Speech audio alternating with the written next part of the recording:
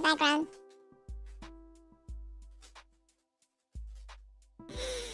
Hello, hello, hello, hello. Hey, lamb, cat, tram, can, bellhound, wancho, squeaker, yes. Owa, owa, owa. That's my sister in the background. Owa, come say owa. Owa, owa.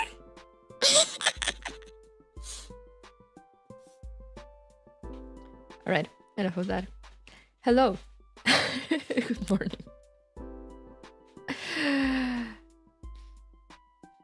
The cat is cookified too. I started just in time for my breakfast to arrive. Let's go. So if you hear me eating, you know why.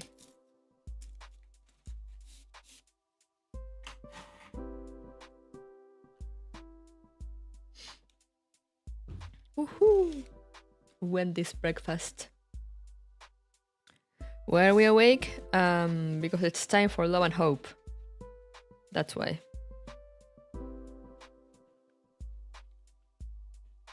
So you better be ready for some love and or hope.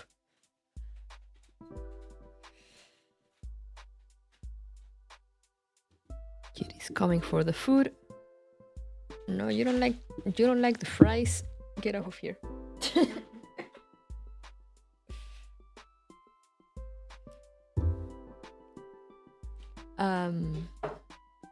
But yeah, the Clotho event. I haven't been playing Neurocloud that much. I have it pretty abandoned. Been very bad about it, but it's time. It's so bad that I got the Return to Aces event again. I'm not sure if that's like from the game or it's because I haven't logged in a while. But yeah, I got to sleep in a little bit. I mean, I went to bed pretty late because of the stream last night, but still, didn't need to wake up early this morning, so I got to have a good night's sleep. Sorry about that. Woke up without an alarm. So that's good, that's good. It's always good when you get to wake up. Even if you wake up early, but you wake up on your own, like no alarm. Bless you, thank you. Stinky Saturday, real. I got out of bed like an hour ago. I was ip out. How many Hakuya killed? 3 people survived. That's all you need to know. 3 people made it out. But Salim and Jason survived, which is the most important thing ever.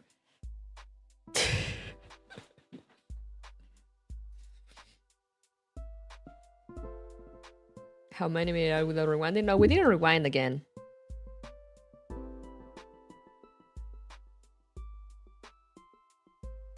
Hello, Panzer. We only rewinded that one time.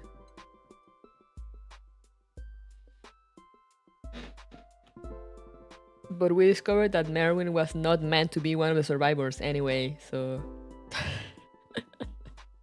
we rewinded for nothing. So yeah, Jason, Salim, and Ashley Teasel survived.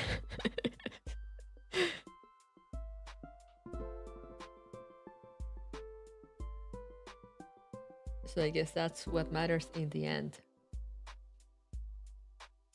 But anyway, if you saw the thumbnail that I made for this, that's the CG for. I got it from like the CGs for this event, so I'm worried. As long as I have Ashley Diesel, real. You want a fry? You don't like them though. Take it. You're just gonna munch like half of it and then abandon it.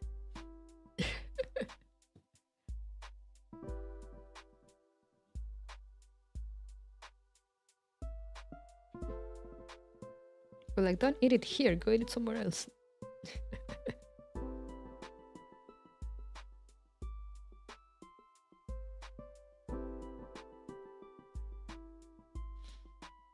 Oh well.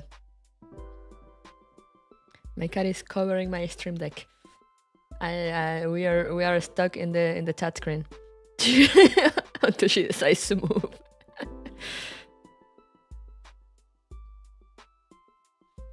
How could the devs do that to us? Real.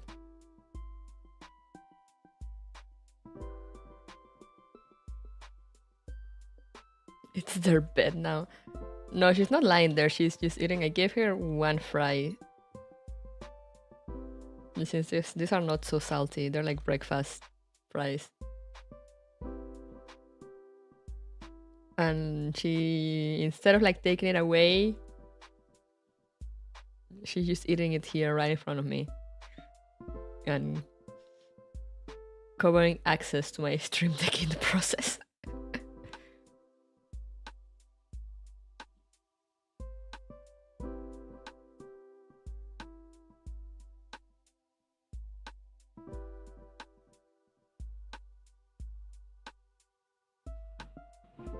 See, I told you, you ate half of it and then you abandon it. On my desk. How dare you? Alright, she's coming back to to eat the second half of it.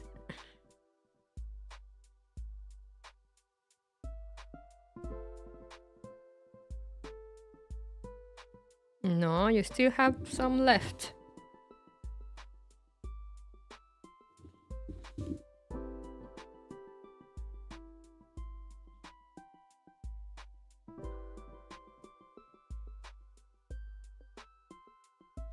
We do have some leftover food for her from her for this morning, so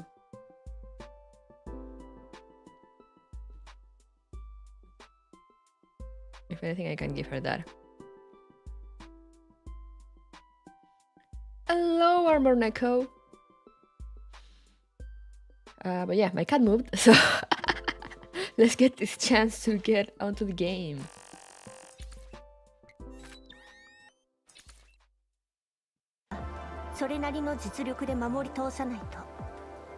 So here we are, gaming. All kittens are hungry at all times, hungry for violence. I understand, that's valid. As you can see, it's raining. And yeah, ignore all the stuff that I have yet to use. As I said, I've been very bad about logging in. I've been very invested into Honkai and have not really played Gears Frontline as much as I should. I mean, Neurocloud, not Gears Frontline. I don't touch Gears Frontline outside of events. Hey, Forethi! But yeah, the cloth event, it's ending soon. So I'm definitely not getting all the things.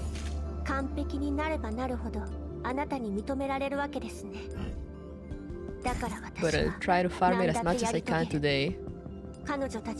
And who knows, maybe we'll roll for Clodo. I have like 15 rolls, but I don't know. It will depend on how much I like her during this event. How's catching going? It's going good. Yeah, I haven't done a thing, so let's go.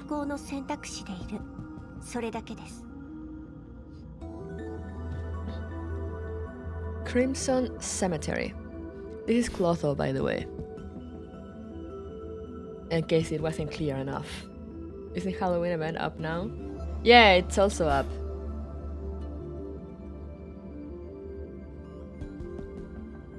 But that's more of a side event, so... And also I don't have time, so I'm not gonna do it on stream. But I'll have to farm like these two events these last few days. Really fun event? They have any couple of days, need to prepare resources for limited. Oh yeah.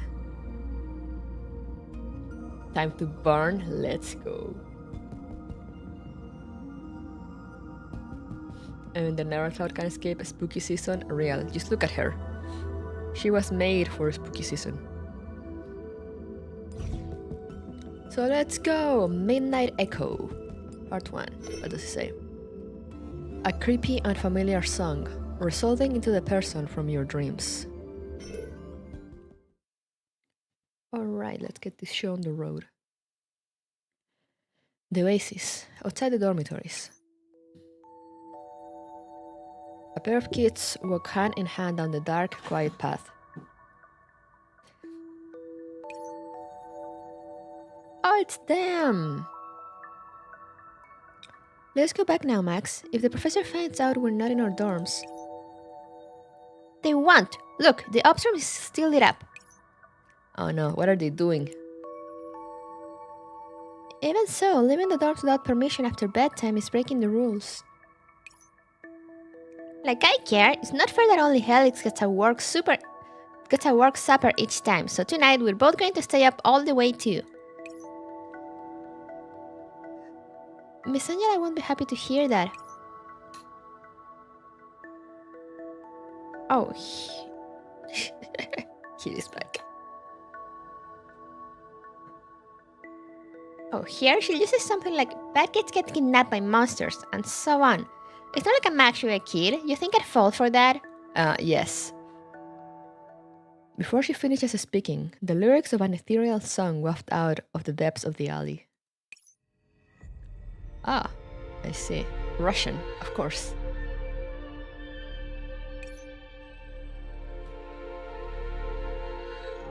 Max, did you hear that? Of course I did. Don't disturb the soldiers. The sound of high-heeled shoes landing on the ground slowly approaches the pair, in time with the rhythm of the song. Oh no, we have PTSD from high heels walking on hallways. Did a monster really show up? Don't be scared, it must be Chelsea playing a prank again, right? But this voice isn't the same.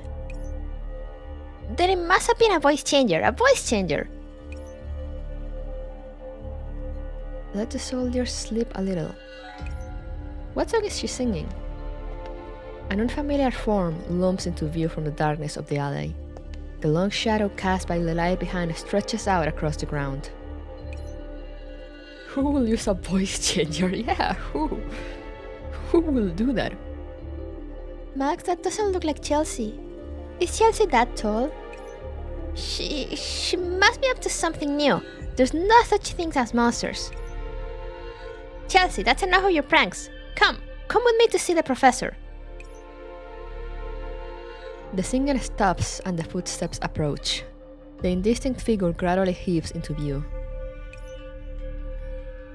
It's a tall, female agent. She's carrying something on her back that is at least 2 meters long. A coffin. She lowers her eyes and looks down upon Max and Dushevnaya. You...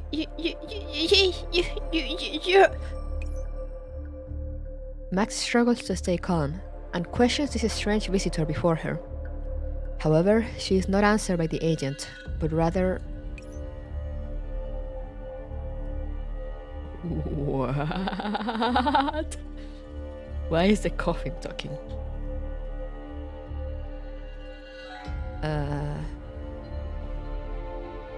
I don't have like an echoey voice. Oh no, wait, I'll use this one. I'll use the narrator voice. For the coffin, maybe. Until we know what's up with this. You too.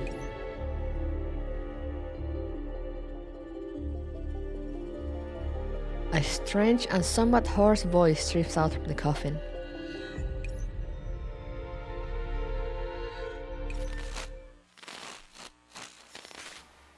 Why is she beeping? Max's eyes roll up in her head and she freezes in place. Her narrow cloud has crashed. A Mesugaki kind of voice? Ooh, nice. Max, why did you crash now of all times? What am I supposed to do? Professor Persicari, I'm sorry. I'll never go out with Max again. I love how it's not like, oh, I'll never go out at 9 again or something. It's like, I'll never go out with Max.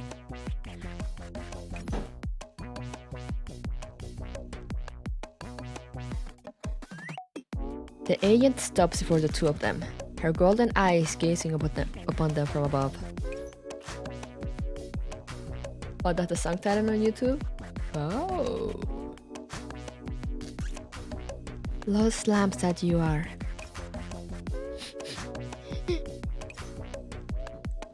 Do you wish to return with me? She looks kinda creepy.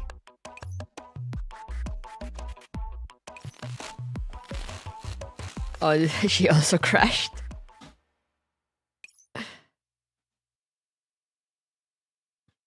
Just gonna make a echoey voice then for the coffin. I think she crashed too. And here I believe we had found ourselves in an Eden which knew not the threat of death. But to think that living in this realm will be so fragile. What do we do now? How are we going to get directions? A guiding light shines within the mist of confusion. I see. I understand.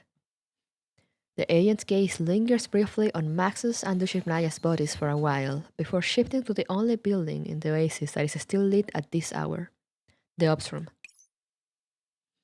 Meanwhile, at the oasis in the ops room. Thank goodness. I'm not expecting this feel, but I can tell that the two of them are fine. After I hurriedly lay Max and Dushevnaya on the couch, I return to the meeting room and take a closer look at the unfamiliar doll carrying the massive coffin. You speak in confusion metaphors too. Why are those built this way real? Thank you for bringing them over. Now, could you tell me what happened here? It seems the little sprouts will not bear the presence of the deceased, though it's quite a common sight outside. Which is why we have a greenhouse here, although it seems someone let the wind and snow in.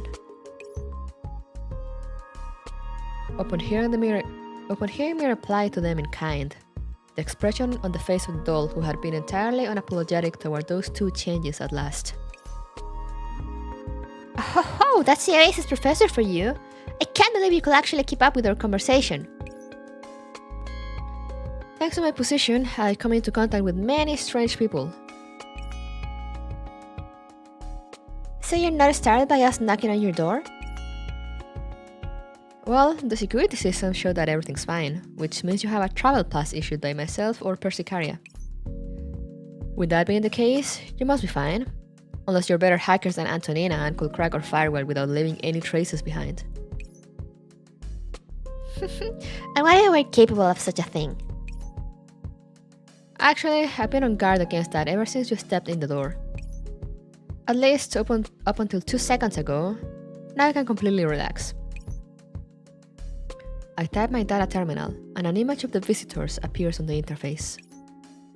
They are Universal Anything Services dolls and agents of the Neurocloud sector. Persicaria granted them a travel permit 7 hours ago. Of course they're UAS dolls. Universal Anything Services does the strangest dolls, I swear. Now, I can officially tell you this. Welcome to the Oasis. Would you like to handle the introductions? The doll is initially surprised, but then she smiles. Pardon the intrusion. I am the Weaver of Fate, and she who sends the deceased on their way, Clotho. This is my servant, Hel. She is impatient by nature, and I apologize if she has given any offense. I am perfectly innocent. This professor here looks like they know how to handle things. I'm sure we'll get along. I am Kuruko, professor of the Oasis. Your reputation precedes you. How does this place feel? Pretty good, I like it. Clotho waves gently, indicating that Hel should not interrupt our conversation. This place feels like it is flourishing with life, and I can hardly sense any death here. Perhaps it's because we built it together and fill it with endless vitality. We are not opposed to such vitality. I'm glad you're not. I'm sure your calmness will blend right into the oasis. Your sentiments are appreciated, but I must defer. Could you tell me why? The sun rises and sets. The stars shine and dim, while trees and flowers bloom and wither. All things live and die, but they all march toward their end. It is the same with the oasis and with me. I must find my fated person, and I do not have the luxury of admiring this lovely scenery. Besides, I will be of no use in the oasis. I told you before, didn't I? You'll have a place to shine in the oasis. Don't worry about it. As for finding someone... Well, do you not feel tired of the endless road of searching? I do, but that is not a reason for me to stop. Of course, I have not forgotten the help you gave me. I shall find a way to return your kindness. Hello, Callius. I'm not asking you to stay so you can pay me back. Besides, think of it as taking a proper rest to prepare for a better beginning. How about this? Why not stay in the oasis for a few days and think it over? We'll treat you well, and if you still want to live after that, we won't stop you either. Since you've said this much, I understand. It seems I've gotten her to stay for a while, and I slowly relax. Please wait here for a bit then. I'll arrange for a place for you to stay, and of course I need to put these two back where they belong. I leave Clotho in the meeting room, then return to my desk to make a call. It is soon answered. Good morning, PCU. It's Reissi. Are you still in the ops room, Master?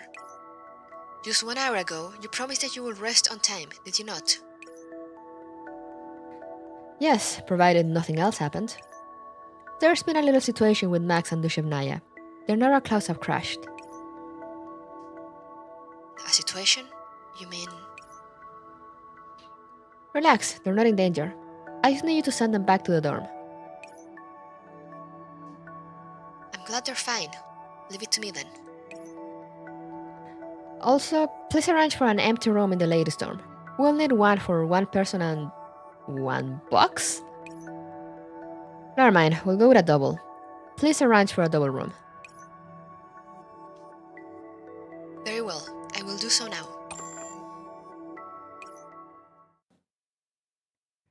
After hanging up, I suddenly sense a strange mood in the air.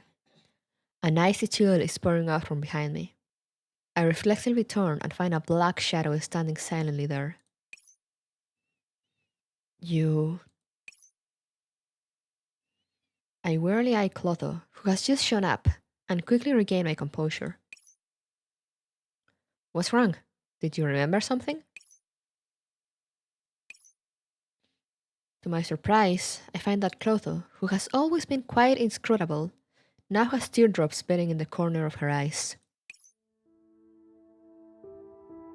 That voice just now, it was... Just now? What voice?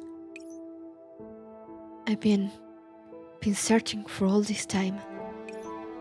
Gunsmoke and battlefields, from reality to the cloud server.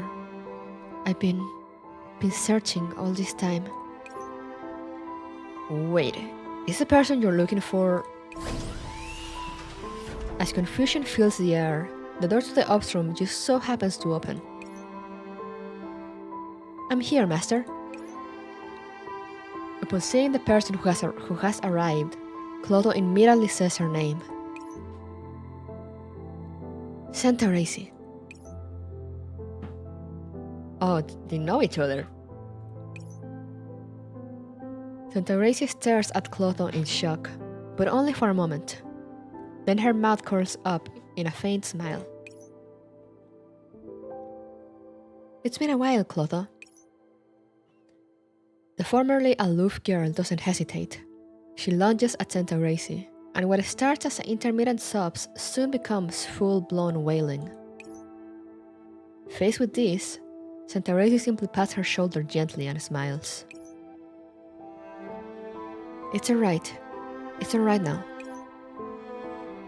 Maybe I should send the ship Nyand. Pardon me, Master. Give us a bit of time. Just a few moments will do. The sound of her palm gently patting Clodag's back blends with the trailing sound of her voice. Then, as though in time with that ethereal requiem, Reissi begins telling a story from a long, long time ago. Ooh. Ooh. Interesting. Sunset's Soliloquy. How many lost souls are coming up from the smoking ruins? She comes out of the coffin, that's so cute.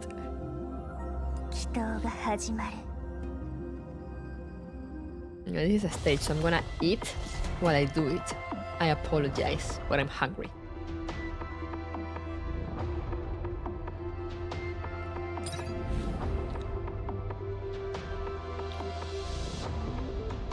We're gonna need to read this.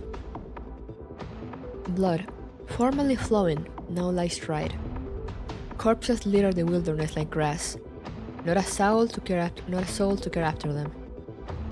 Engulfed by the freezing rain, chilling wind, billowing dust. Excuse me, the young Miss in Black were there, but what are you trying to say?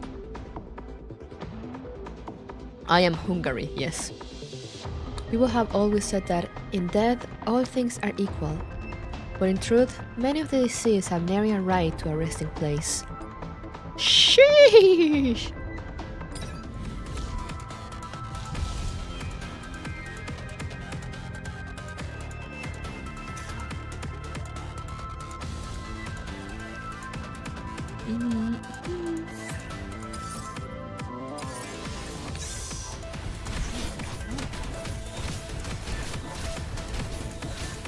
Guard gaming.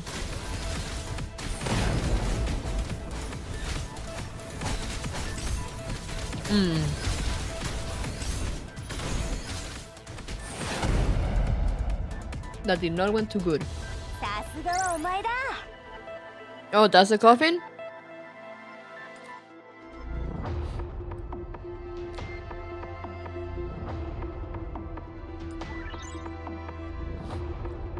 Waiting this for me.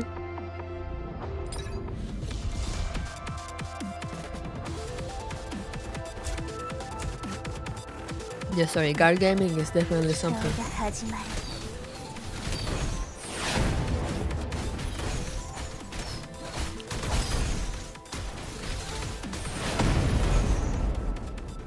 Okay, she's still holding on.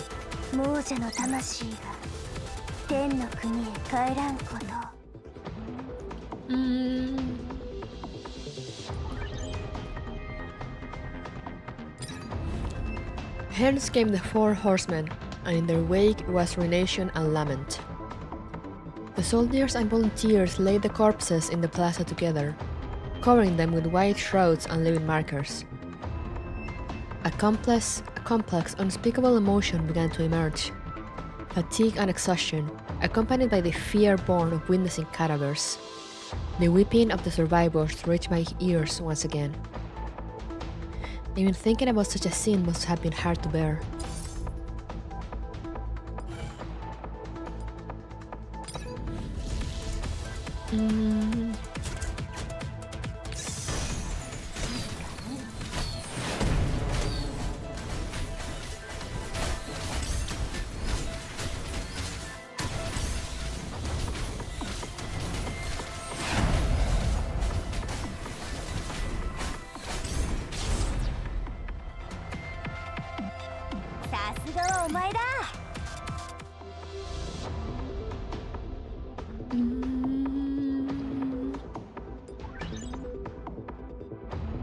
Oh good.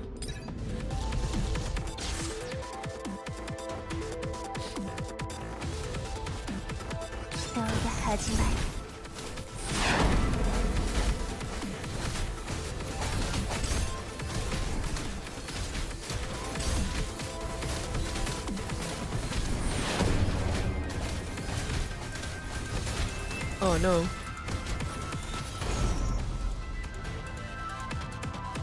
亡者の魂が天の国へ帰らんこと。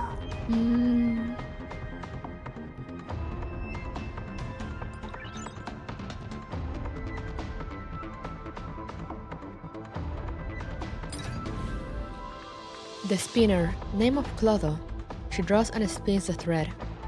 The measurer, name of Lachesis, measures the thread's length. The cutter, name of Tropos, determines when the thread shall reach finality. Who could have thought that those people who died in that disaster would be sent on their final journey by a bunch of dolls? Are mortician adults not a common sight? Perhaps now, but not in the past. Several UAS dolls who had undergone emergency modification were hurriedly changed into burial clothes and stood in the plaza, reciting eulogies. A proper funeral is the greatest form of respect for the deceased.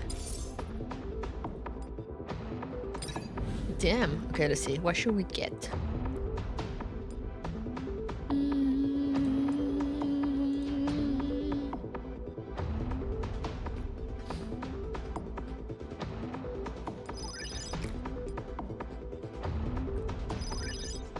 Refresh.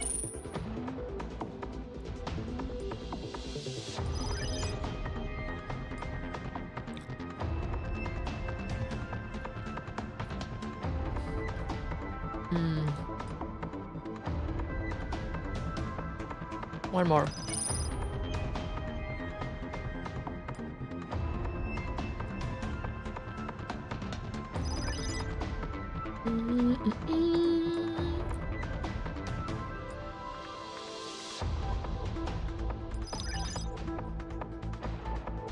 All right.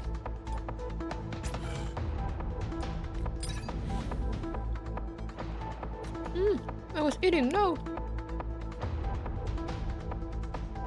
In all things, decay is inevitable.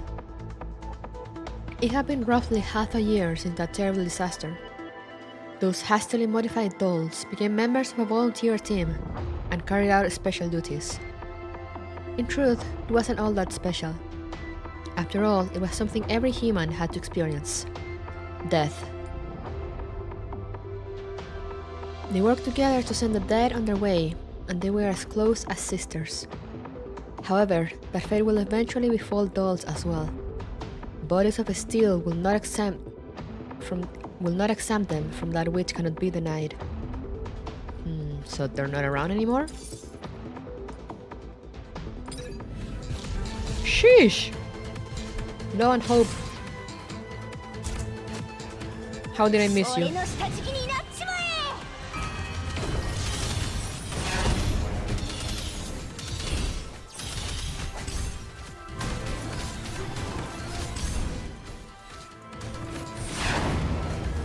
Stop pushing her.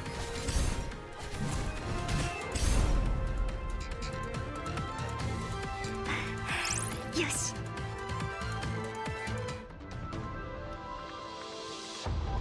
Oh, yes, please. Sasugaure.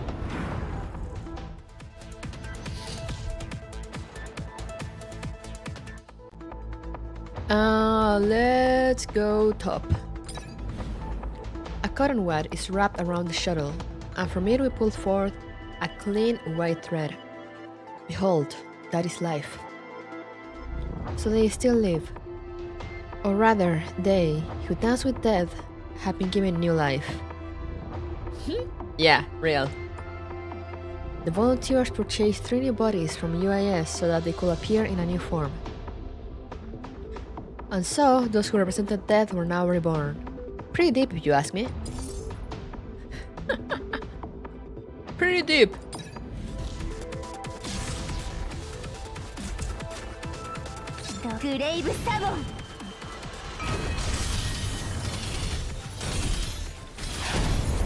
That's a pretty old animation.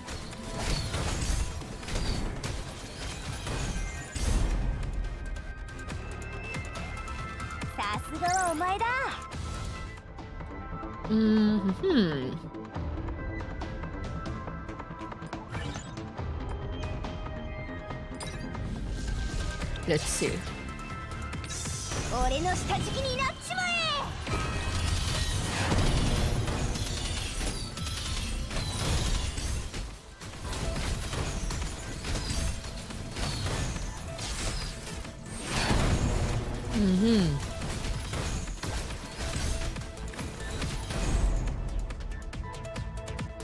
She's 亡者の魂 she's barely getting any damage 天 now. の国へ帰らんこと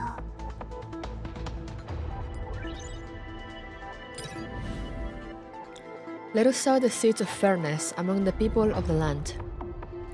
Not all families could afford funeral companies or clergymen, but it did not hinder them, or rather, they could still send off their kin in an appropriate way. That was the work of those dolls you mentioned earlier. They did not have proper names before they switched their bodies, but eventually they gained elegant and mellifluous monikers. Let me guess. Clotho, Lachesis, and Atropos? I'm probably murdering those names. I apologize. グレイブサボン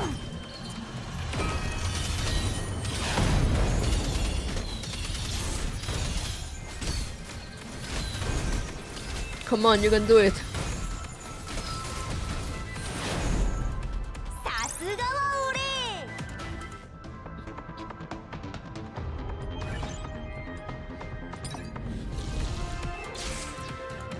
Let's go. 俺の下敷きになっちまえ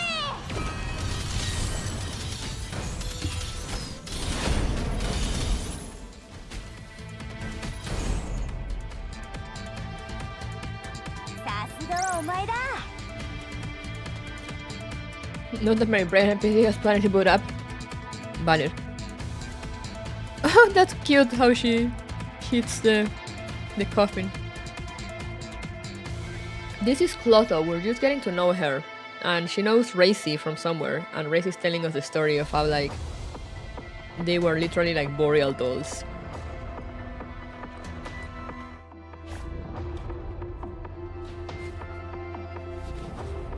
Florence assist.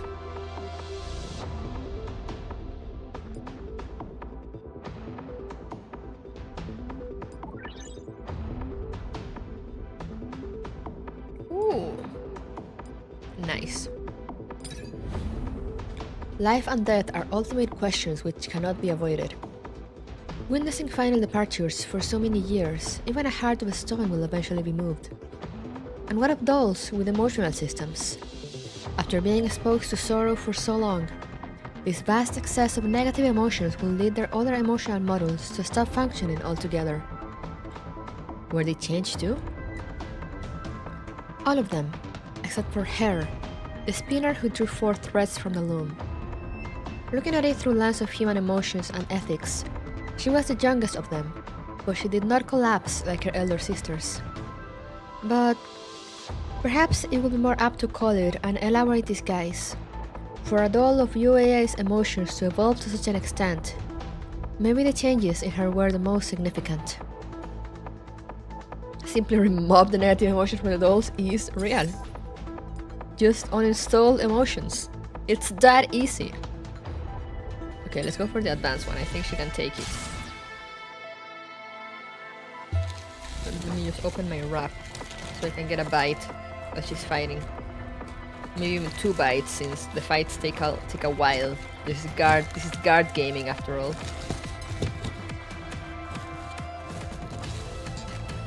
She's managing pretty well, but god is she slow at doing it. Alright, let's go. Food has been unwrapped. グレイブサボン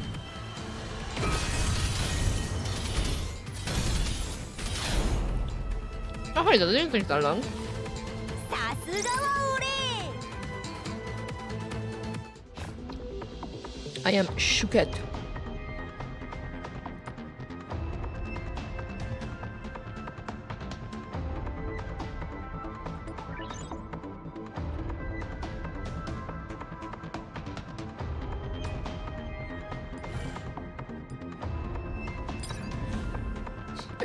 Emotions are as elusive as the eternal, nameless chaos. The sisters were gone. She had never been so lonely or vulnerable before, especially when she learned that destiny had decreed for her sisters, who had collapsed under the weight of their sorrow. Were they destroyed? An arrow cloud that suffers failure needs to be reset. And the irony of it all, as their bodies receive new life, their souls will now be erased and recomposed. Perhaps she knew that even if her sisters returned, They will not be the people she knew from her memories. Damn.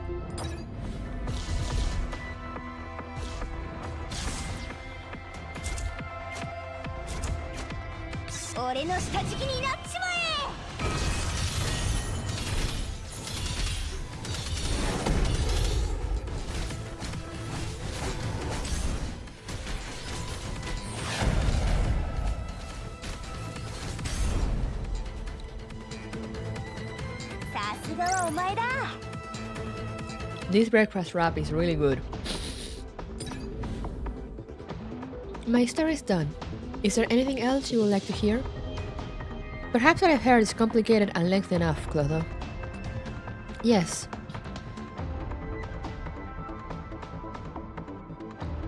I did not wish to experience those painful events again, and so I descended upon this realm. I seek that secret elixir, capable of healing one's sorrows in this fathomless ocean of digits, so that I may exist with them, eternally bound to the past. Road code Mortician 3.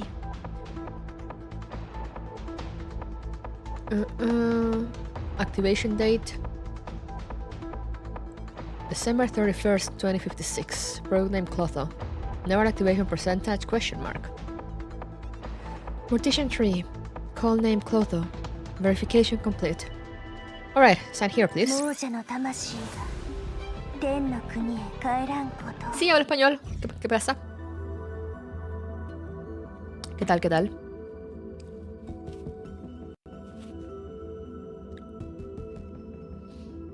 Okay, so she's interesting so far.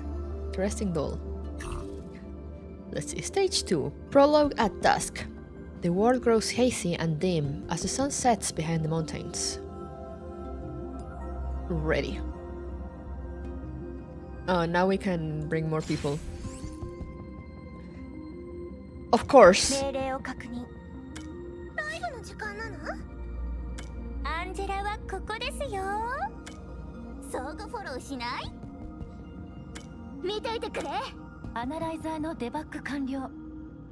I should probably bring Reissi along. You know, just to make this somewhat lore accurate. Also, I recently got her to 5 stars.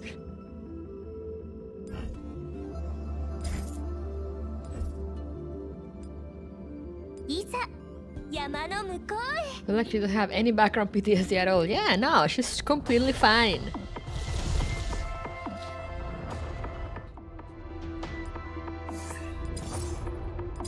Narrative area, let's go. Oh. In the desert of Thornton, Texas, a military vehicle races down a highway. We're in Texas, guys! Santa Reissi sits in the backseat, a yellow letter in hand. This is a receiving contract with Universal Anything Services.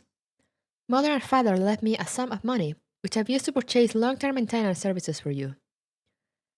After your return, ownership will remain in my name, but you don't need to continue to work. You are free to pursue what you want to do. I have enlisted and I'm going to go searching for mother and father. Do not follow me, Reissi. Don't come to the battlefield. This is my last command to you as your master. I'm sorry that I was unable to say this to you face to face. I didn't dare. I'm sorry. Please take care of yourself. Your little sis, always and forever, Vane. Ah. She unconsciously strokes the letter. The creases on it are no longer distinct, probably because she's opened it too many times. Only the howling of the wind brings her back to her senses, and she carefully tucks the letter back into her pocket. The sound of distant gunfire is slowly drawing closer, and the shape of the military base in the distance is now clear.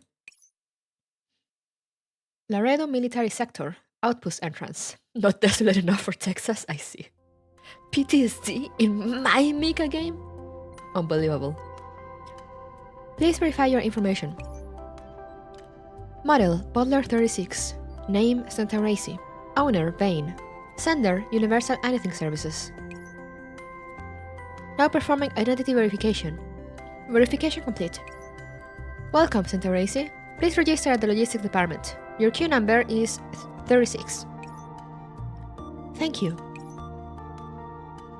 She arrives at the designated waiting area, where a soldier sitting on a bench is waiting to be called. What the hell, another tin can? Aren't you all supposed to be back in the factory pounding out ingots? Why are you all running into the war zone one after another? Shouldn't you be happy about it? Santa Reissi ignores him. Instead, she silently finds an empty seat near the back of the room and sits down. What's this? Don't even know how to answer a human being? Seriously, what the hell are all these big corporations thinking? Sending us piles of scrap like this? Am I going to be stuck talking to them in logistics? Frustrated, the soldier turns and reveals a crutch in front of him. Do you understand the words that are coming out of my mouth? Oh god, this guy is annoying. Yes, I do. But your words just now could not be recognized as an effective order, and you do not have officer permissions, so you cannot issue orders to me. Whoa! Why you? Just as the soldier is about to fly into a fit of rage, the weird sound of a door opening suddenly comes down the corridor. Oh, there she is. We made it! Man, I can't count how many mouthfuls of sand we had to swallow on the way here. Although you don't have a mouth. Please remain quiet while waiting in line.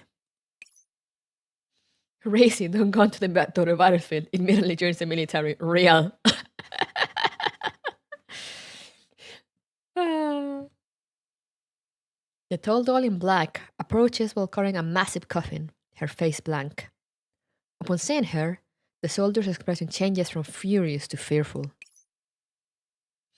Shit, she even brought that out. You tin cans.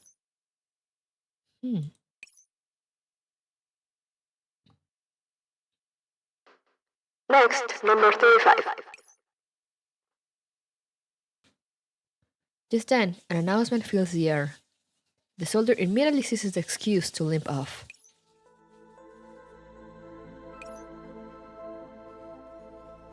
Thank you for your help just now. I did not do anything. I know, but I am thankful nonetheless. Perhaps it's because she recognizes the other doll as being from UAS as well. But Santa Reissi feels relieved. She indicates that Clotho should take a seat too. Think nothing of it. I've always said that I'm quite a badass, seeing as how I can scare assholes off just by standing here, but nobody believed me. You've seen the proof now, right? I like the coffin. That soldier was hardly an asshole. Perhaps he was just being oversensitive on account of being taken off the front line. Such things are not uncommon on the battlefield. Say, miss, you look like you've seen a lot and understand people well. But most importantly, you look cool as hell! Is that the legendary maid outfit? Thank you for your praise. Your appearance is also quite unique. I know, right? I think so too. Why don't we make friends? You can call me Hel, and this is my master, Clotho. I am the domestic services doll Santa Reissi. Pleased to meet you. Your master seems a little reluctant to speak. Is this her first time at a military camp? Of course! Military camps aren't as common now as they were 10 plus years ago. Oh, of course I didn't personally see what things were like 10 plus years ago, saying that I'm not that old, but that's what my database says. Still, she's not keeping quiet because she's afraid of ghosts. Isn't that right? With death as her oldest friend, what's there to fear about a stranger or two? Can we just roll for Hel? Real. Can we? Can Hel just be its own character? Okay, that's kind of a lame joke. It's not quite enough to cheer her up. Don't worry, just give her a while and she'll be much better. Then I hope you and your master will be in better spirits tomorrow, Hel. Thanks, Miss Santa Reissi. After all, we might end up being colleagues soon, right? Nobody likes working with a surplus. So you need to cheer up too, Clotho. Next, number 36. Pardon me, but I must take my leave. No problem, no problem. All the best, Miss Santa Reissi. I love hell. Santa Reissi nods and then bids the strange pair farewell. Sniper, of course. Gotta start fitting up my girl here.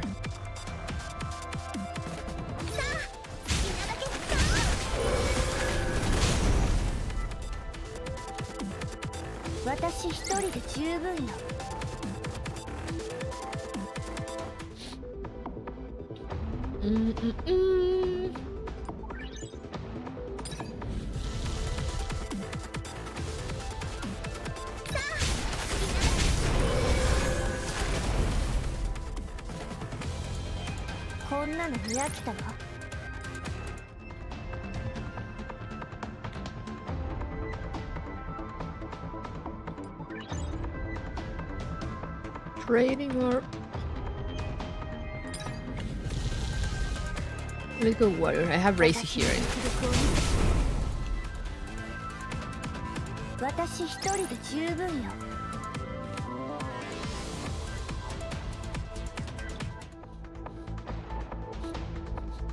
Remember, you may not always know the question, but the answer is probably Kluke. Real. She will just solve all your problems.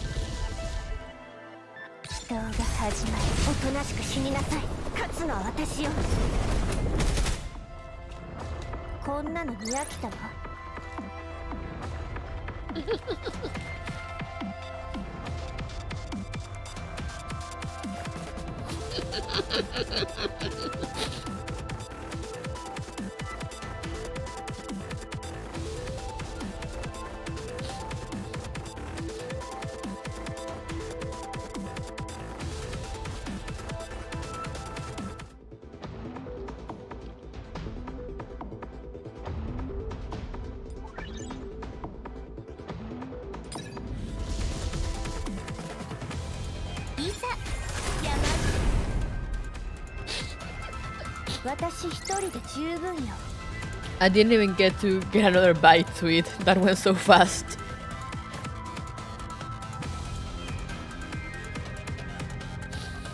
She is doing all the damage.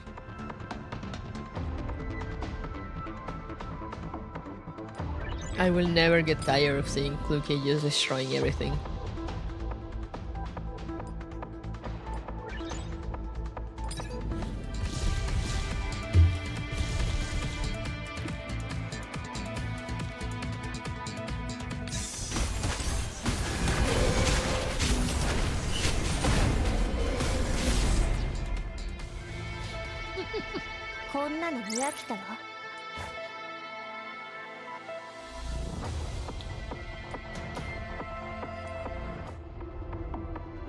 Not even Flexip can fix that damage? Yep.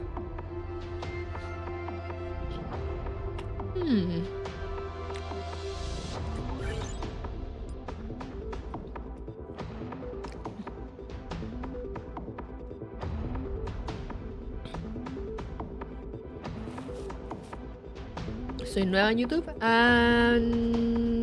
No. No realmente, no. No, llevo un tiempito, pero o sea, hace poco empecé con este modelo, hace como 2 meses.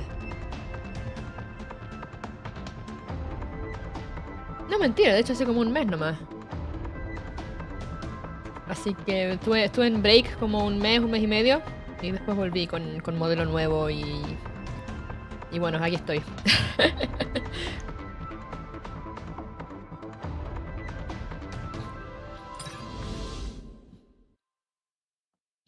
Inside the logistics office. Reporting. Come in. Santa Reissi enters the room and reflexively stands at attention with proper military posture. Upon seeing her do so, the officer's dilated brow relaxes a little. Qué lindo arte, ¿tú lo hiciste porque es una obra de arte? No, lo hizo mi artista. Mi padre artista. No, no sé si eres familiar con la cultura de VTubers, pero normalmente a los artistas y rigger les dicen papá y yo mamá. Lo hizo mi artista se llama Minz. Y él hizo mi hermoso rostro. Y Milky es mi rigger, ella me hizo todo el movimiento.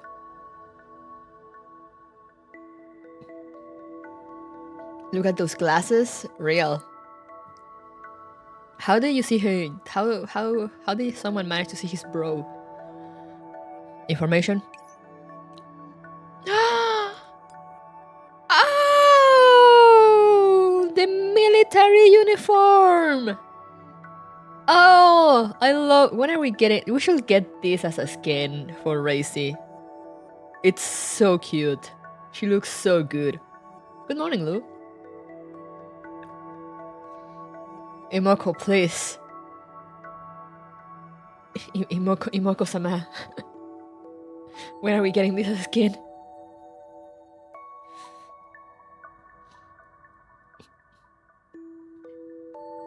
Looking a lot like G36C, yeah. Oh yeah, yeah, right. G36C doesn't. She does have a very similar uniform, doesn't she? Yeah, she looks so cute. I love it.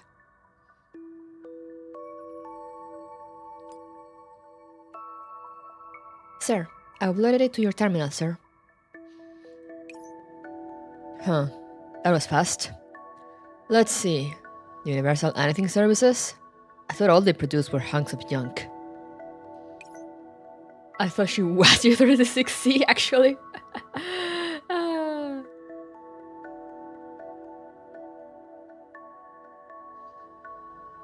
No, wait, G36. She is G36. But she's not G36C.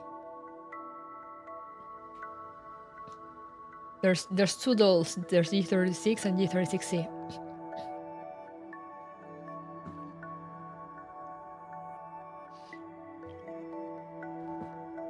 And well, G36 is Reissi.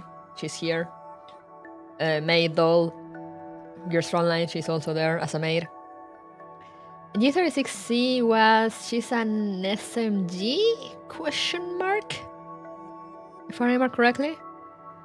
Yeah, she had like long whitish hair. But in her default art, she's wearing a uniform very similar to what Reissi is wearing now. Mika makes the skins cutscene only to remind you that they apparently hate money. Oh yeah, right. Yeah, right. They hate money. Except in Girls Frontline 2, apparently.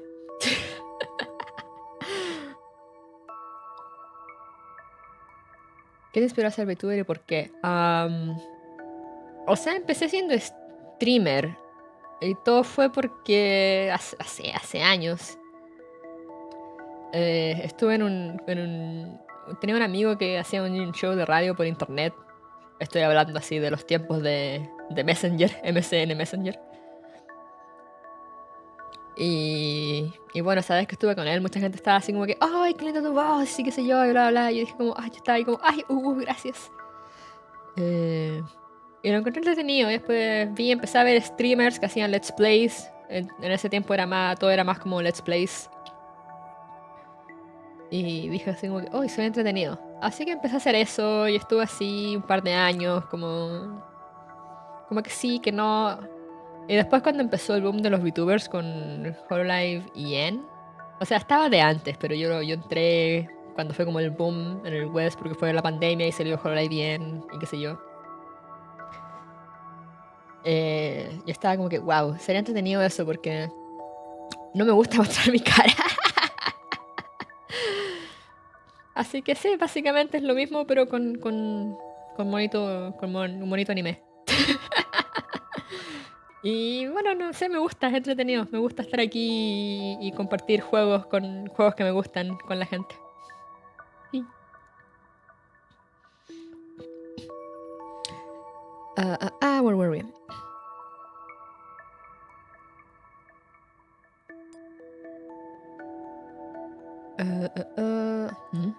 A jointly developed doll? Now this is new. MS Messenger, now that's a name I haven't heard in a long time. That's been dead for a while. The military officer looks up and carefully studies Reissi once again. Not bad. Better looking than the others too. You don't belong to the signet of the contract. And you have to pay if you get broken? And why is it that expensive? Are they trying to make a quick buck off of us? Reissi says nothing. All she does is watch as the officer's gaze flickers rapidly between the terminal screen and herself, until his piercing gaze gradually settles down. Let me think. So Svarog was involved in your development? That lot outfitted you with combat modules? Sir, the Butler 36 is equipped with the newest model of combat modules, sir. Excellent, then you won't break so easily. Still, remember your work area and avoid the combat zones. If your brain short circuits and you get blown up because you ran out of the defense zone, then I'm not going to pay for it. Yes, sir. The officer closes the data file and brings up the registration interface. Military ID code authorized. Travel permit ID code authorized. Good afternoon, Center Reissi. Welcome to Frontline Base 2799 of the Laredo Military Sector. Your assignment is to clean all the residential areas within Base 2799. Your time limit is 72 days.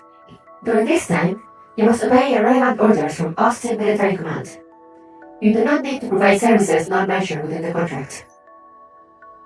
All repair fees, recycle fees, and so on incurred within the service area will be paid to your owner by Universal Anything Services.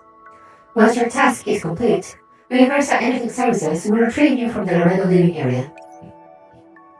Your break room is number 105 in Block C.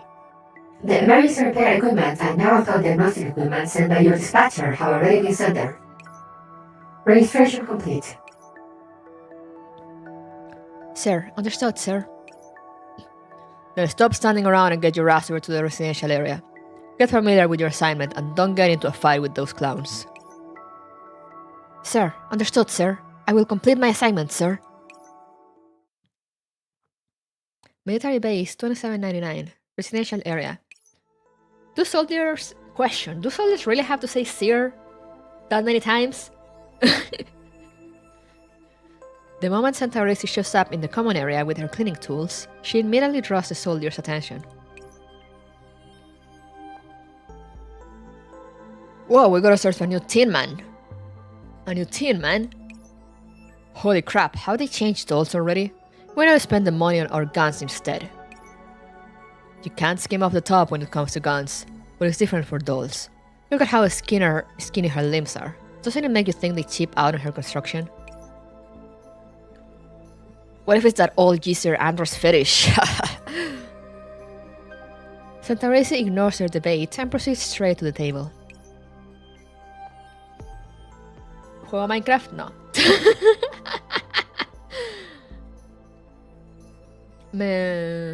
No puedo jugar Sandbox. Excuse me, please. I need to clean this area. I need to clear this area. Just listen to her. She sounds just like an officer. We go out there and risk our lives day in and day out, and all we get in return is a tin can like this to take care of the cleaning. According to Base 2799's schedule, this is now free training time. Cleaning the rest area during this time is in accordance with the regulations. And now she's talking back. Do you know how the last cleaning doll got broken? The soldier sneers at her as he flexes his arms. Reissi takes a couple of steps back without saying a word, preparing to activate her self-defense programs. You lot, you think this is a playground, huh? A tall soldier suddenly enters the room. He has one hand on his waist and the other is holding an old-style clockwork pocket watch, and the epaulettes on his shoulders reveal his rank. Lieutenant? I don't, but I know how your kneecaps will be broken next time, Real. Always pick fights with robots, especially if you don't have a face. Yeah, no, exactly. You have nothing to lose if you don't have a face. Good. You remember that I'm a lieutenant? You have 30 seconds to give me a reason why you're in here when you should be out training. If you can't give me a good enough reason, then you can go do 20 laps around the track and then follow it up with 100 push-ups. You especially, Peter. If I hear you use Colonel Andros' name without his rank again, you can get the hell out of this camp. Sir, yes, sir. You have half an hour to do what I told you. Now get lost. The officer shakes his pocket watch for emphasis, and the soldiers immediately flee. Are you the new cleaning doll? I'm the lieutenant here, Lieutenant Albert. Thank you very much. I am Santa Reissi. Sorry about our people. Still, I hope you won't write them off as useless bumps. Fighting for so long makes people a little loopy in the head. I'd advise the higher-ups to tighten up on regimentation. I understand, sir. Good. You're more disciplined than that lot from before. I once served in a soldier's family, sir. They will stand to learn a thing or two from you. Finish up your work then. If this happens again, feel free to come to me anytime. Understood, sir. As she watches him leave, Centauresi thinks to herself that working here might not be too bad. He's a good dude.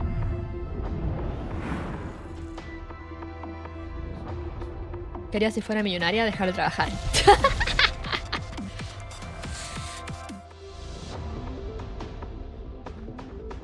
Here.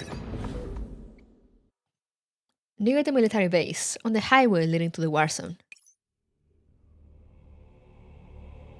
Look at that grin on her face, man.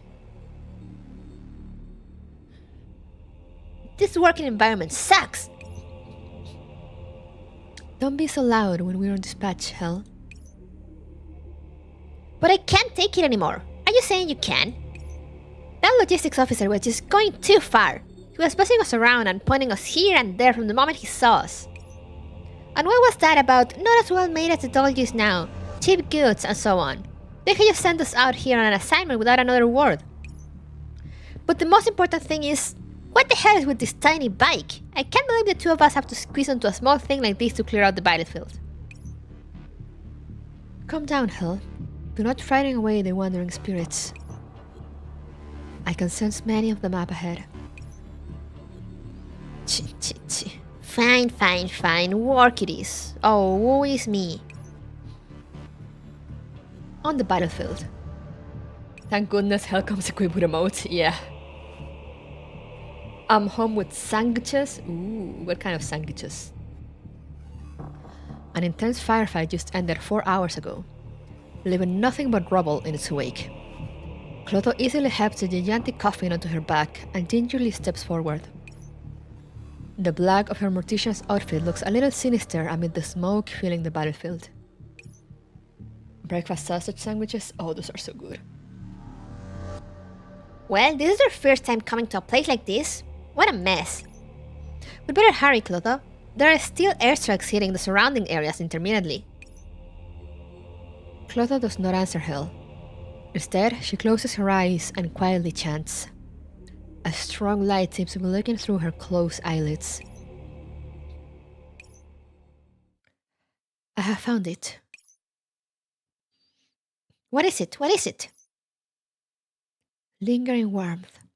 There is a spirit here that still bears attachment to the world.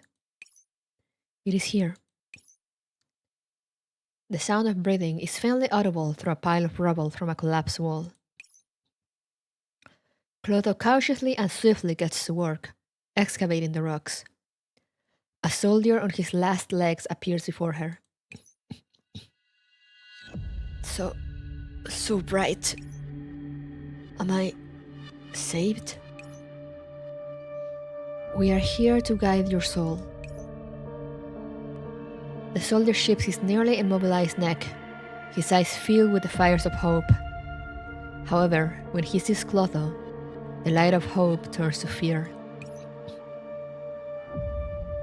What are you trying to do, you pile of scrap? The wanderer is still on the shores of the Styx. What the hell are you saying? Get lost! Please, lie within. I will return you to the land of the living. Clotho indicates to Hell, whose lid automatically opens. You want to put me in a coffin? I'm alive. I'm not dead. You goddamn A-doll. Are you blind or something? The guidance was not in error. I understand that you are among the living. Please, do not be afraid. Clotho explains herself in earnest, but the soldier seems to be confused. Clotho, please stop speaking in riddles, yeah. I'm going to die. My spine's starting to hurt. But even if I'm going to die, I don't want to die down here. Please do not relinquish your grip upon this world.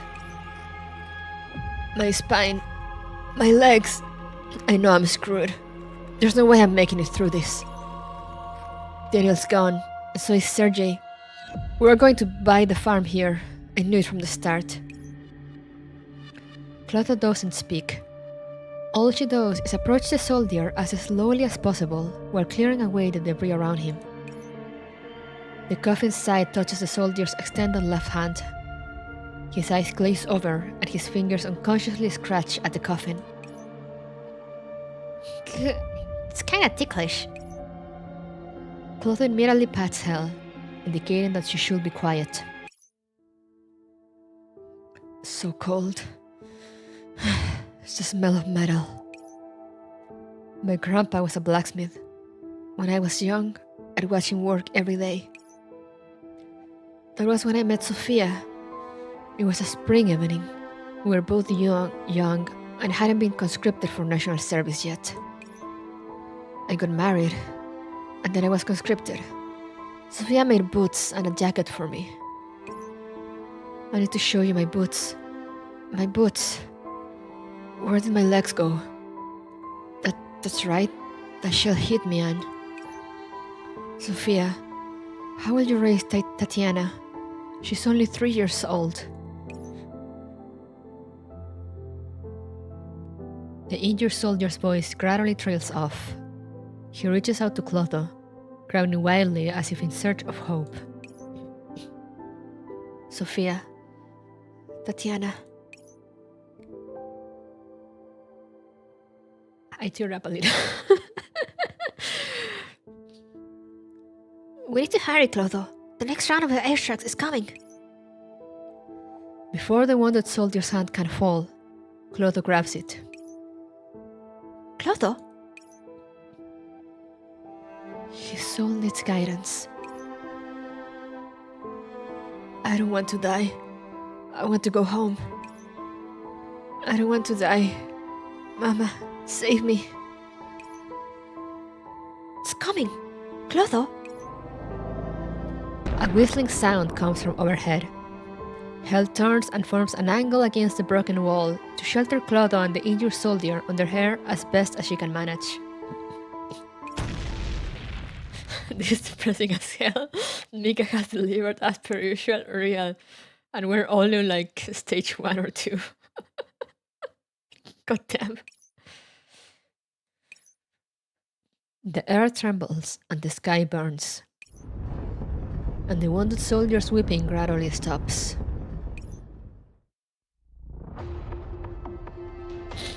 I'm not crying, you're crying.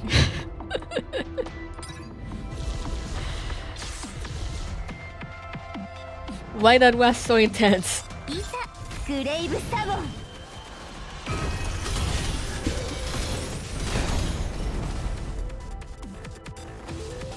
こんなの見飽きたわ。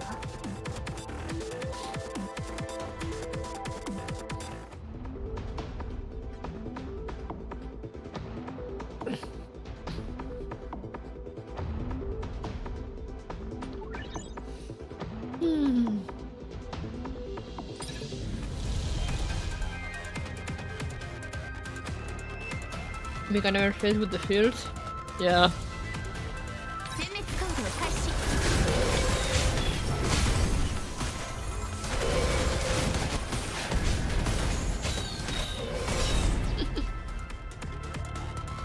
私一人で十分よ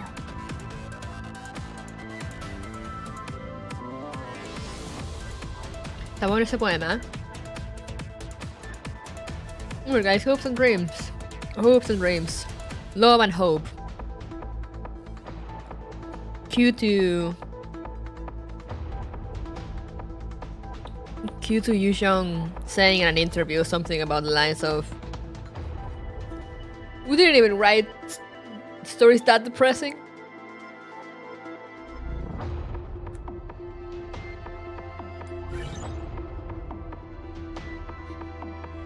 Our hopes and dreams destroyed. New mission assigned. Cadaver recovery. Terrain ID code blah blah blah under jurisdiction of military sector L. Recovery targets 1. Note, if recovery target shows signs of life, please recover the target. Let's go, Hell.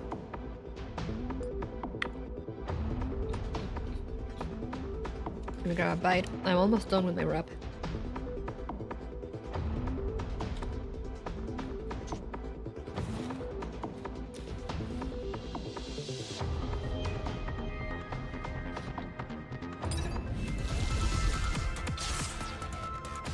Preguntita, pregunta.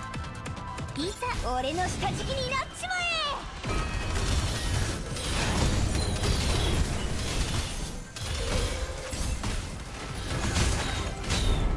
え What do you mean it's depressing? At least 2 people live this time. Mika probably. ¿Cuántos años tienes? No digo mi edad públicamente. Pero estoy vieja.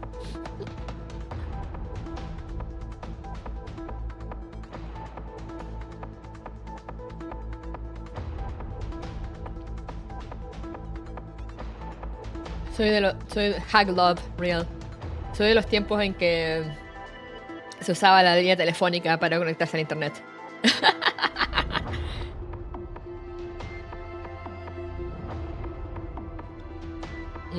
Ya está.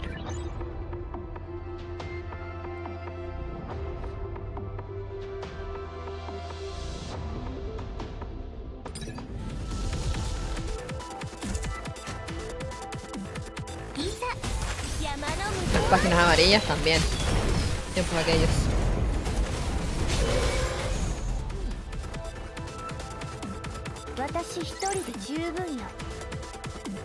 Finally done with Breaky. That bacon wrap from Wendy's was real good. Approved.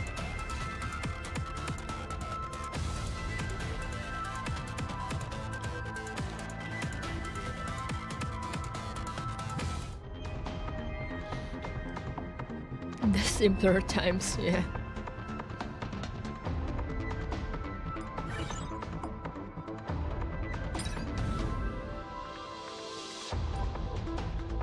Oh my god, literally the same thing. Okay, I finished eating, so now I won't have to be so quiet while I play. And by playing I mean let Cookie destroy everything.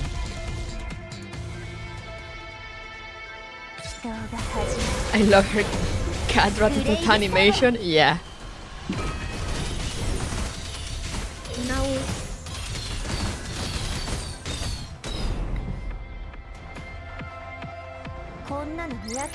Cookie gaming. Real. Look at that ridiculous amount of damage. 200k. Man, if you could do that with La Criatura, maybe someday. She doesn't like getting picked up so much, still, so. After what seems like forever, the bombardment finally stops. Below the newly heaped pile of rubble, a rectangular coffin protrudes. Pit, pit, pit! Good thing I don't have a mouth, or else it'd be full of ash. You okay, Clotho? Clotho dusts off the shrapnel stuck in her body and her deformed body models, then looks away. Only 66%. It's nice of Kulge to let other dolls do things for once. Yeah, she's so considerate, you know. I am fine. She closes her eyes and begins chanting again. The strong light shines from beneath her eyelids once again. I cannot feel it anymore. Death came in the end. Hell, we should begin the burial. Are you seriously going to bury someone in a place like this? It is kind of cool though. To comfort the living and the dead in order to prevent the living from being lost. No, let me read that again. To comfort the living and the dead in order to prevent the living from being lost in their pain, and the dead from wandering alone in misery. That is my job. Alright. Now performing racial verification. Now performing verification of religion. Faith verification output complete. Clotho stands up, places her hands together, and then begins reciting the eulogy. That's so cool though that they can look for, you know, they look for the race and the religion to give them like the proper burial according to like their beliefs. It's kind of cool. Before the Lord changes a mortal to light, he first guides him through the course of his life. Death has destroyed your body, but saved your soul.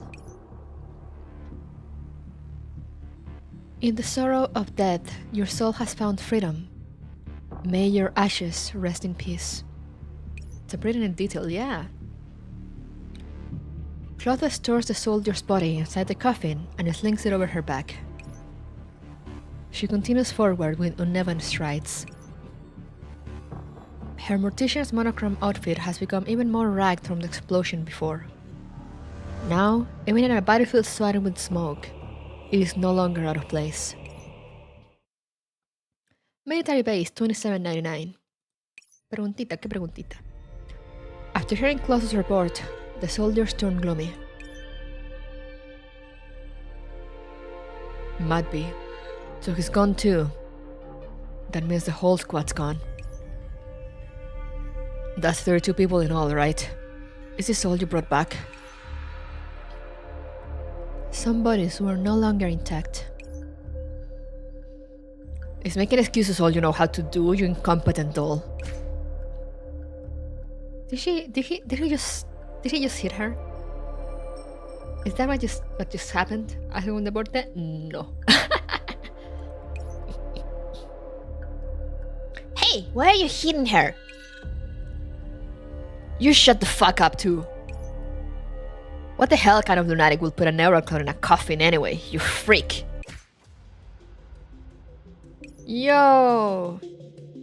Someone should come and punch these guys. He punches Hell again, but it doesn't seem to have any effect. My man really just went and punched a coffin. The soldier grasps his swollen right hand and grits his teeth as he glares at the two of them.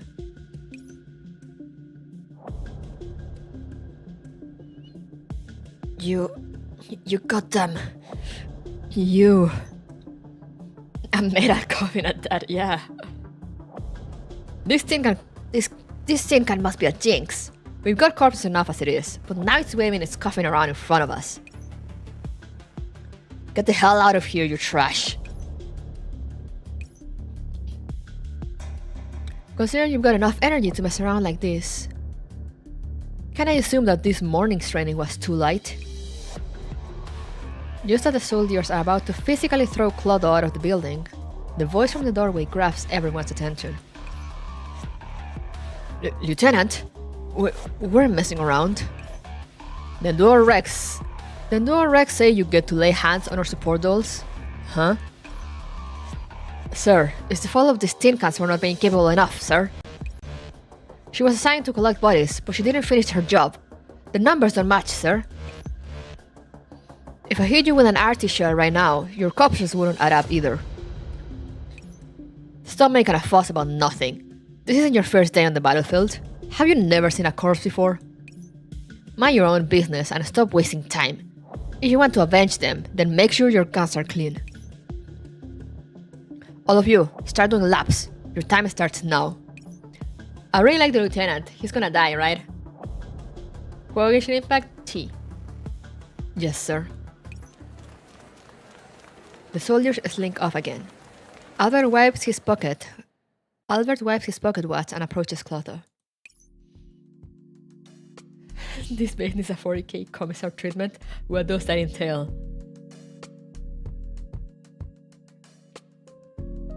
No, where do you think the lieutenant will die? No, I wonder why. It's not like I'm used to reading Mika stories and he's the only one that's nice to the dolls. I wonder.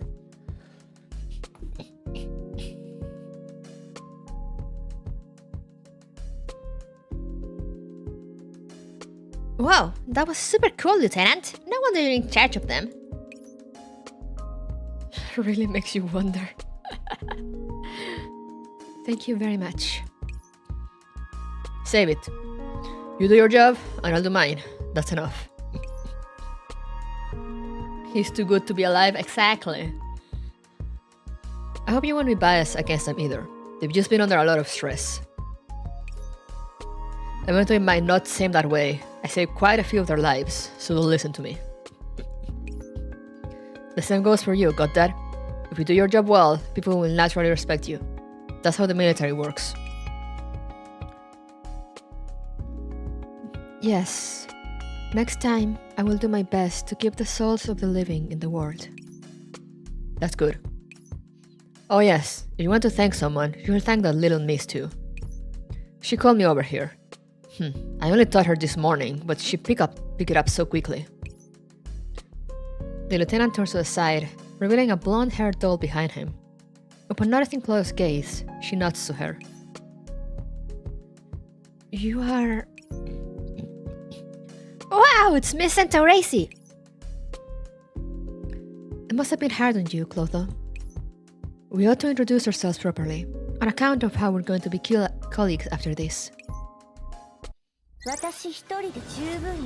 She looks so funny with those clothes talking to him and his military outfit, real. Yay, Timoko's daughter! Timoko's favorite daughter.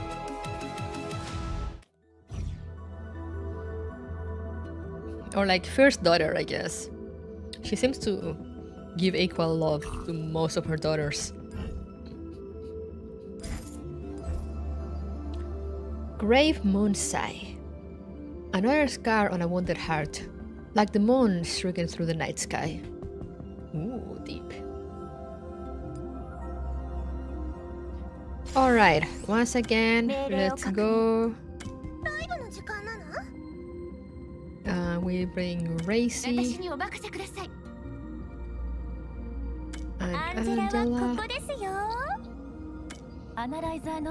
Angela and Percy in case we need her.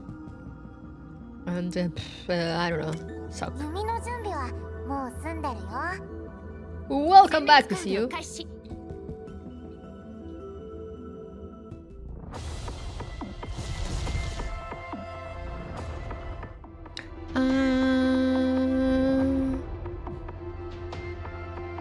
Middle. We always start middle.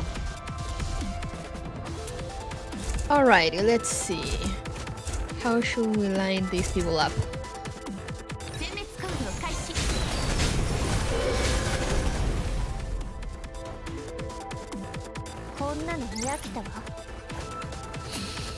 Of course.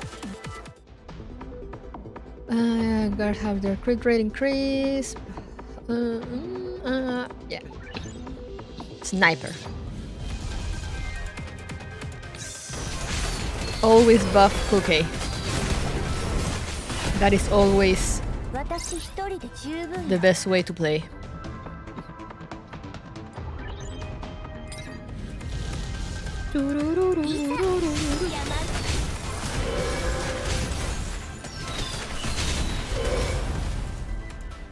I'm not even surprised at the damage output. Yeah, it's just like, it's what she does, you know?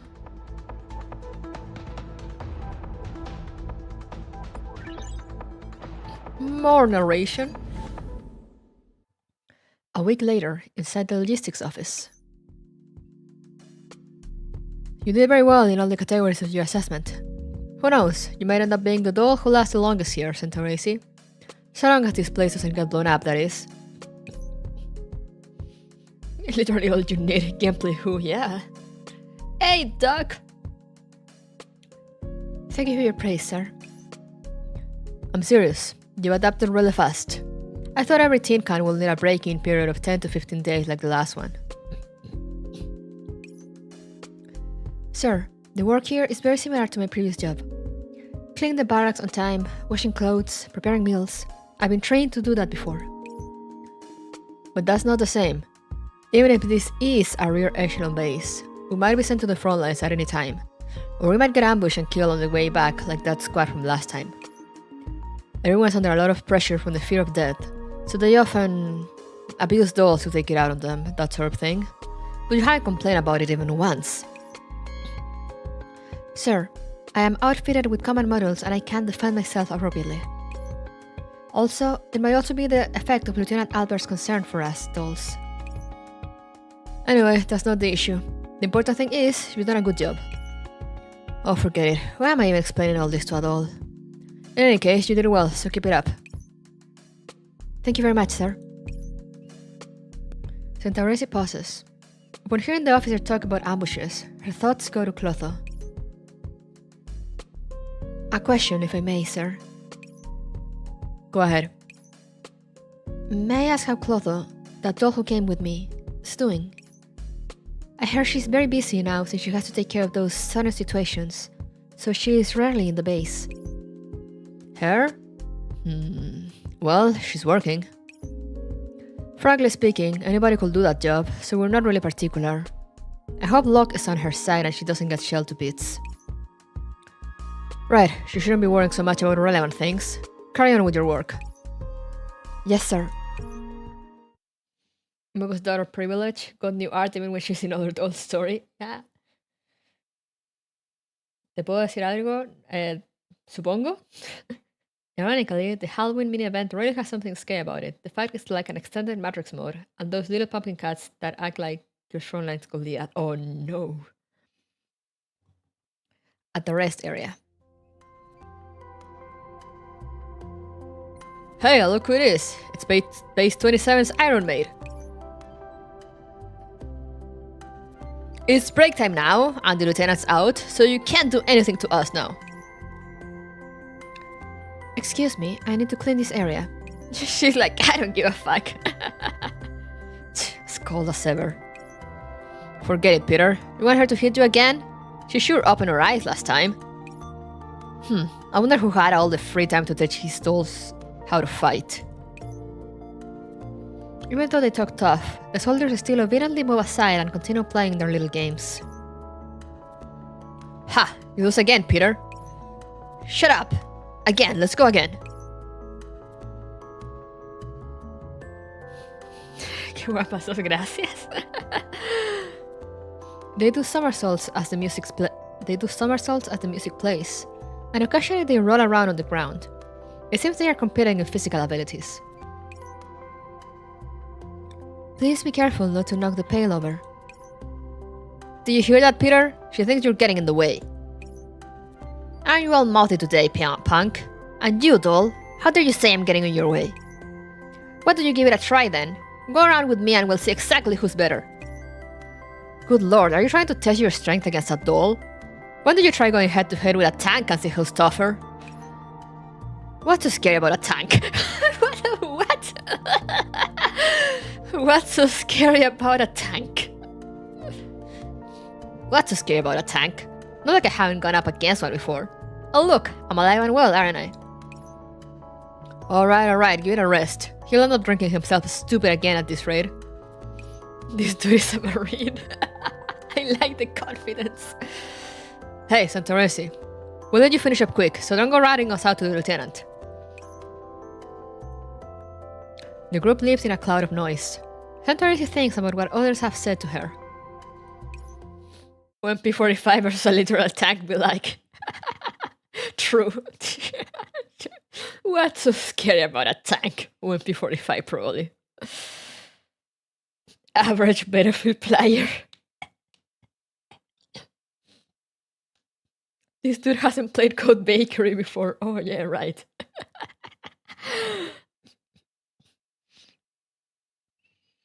The same goes for you, got that? If you do your job well, people will naturally respect you. That's how the military works. Anyway, that's not the issue. The important thing is you've done a good job. That does seem to be the case. She looks towards the dorms. Clodo's door is still tightly shut. She must be out on an assignment again.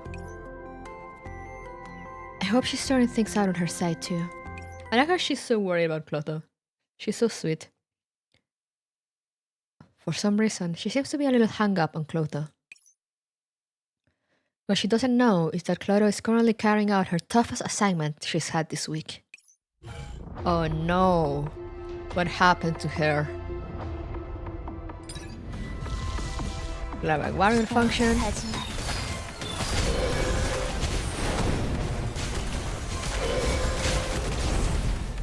私一人で十分よ。 Also, I like how they were kind of still being mean to her, but in like a dude bro military way.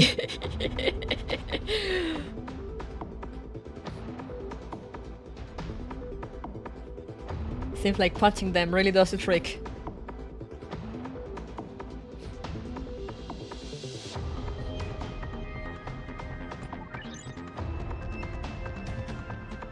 Miro anime, sí, cuando tengo tiempo. Anomaly. An officer calls out to Santa Reissi. One of the German soldiers under me is celebrating his birthday tonight. One of the German soldiers under me is celebrating his birthday tonight. Can you make German food? Sir, of course I can, sir. I lived in Germany before this, sir. Looks like dinner will be worth looking forward to.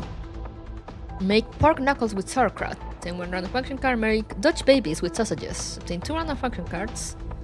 Make sauerbraten. Yeah, let's go with Dutch babies with sausages. That's how you do with those, yeah. ¿Tenés anime favorito? Sí, varios. Let's go trading area. Shielding framework. Yeah, okay. Refresh.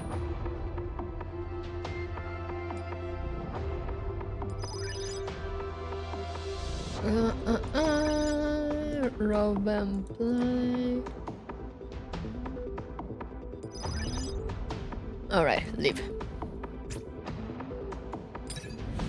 Upgrade. What do we upgrade?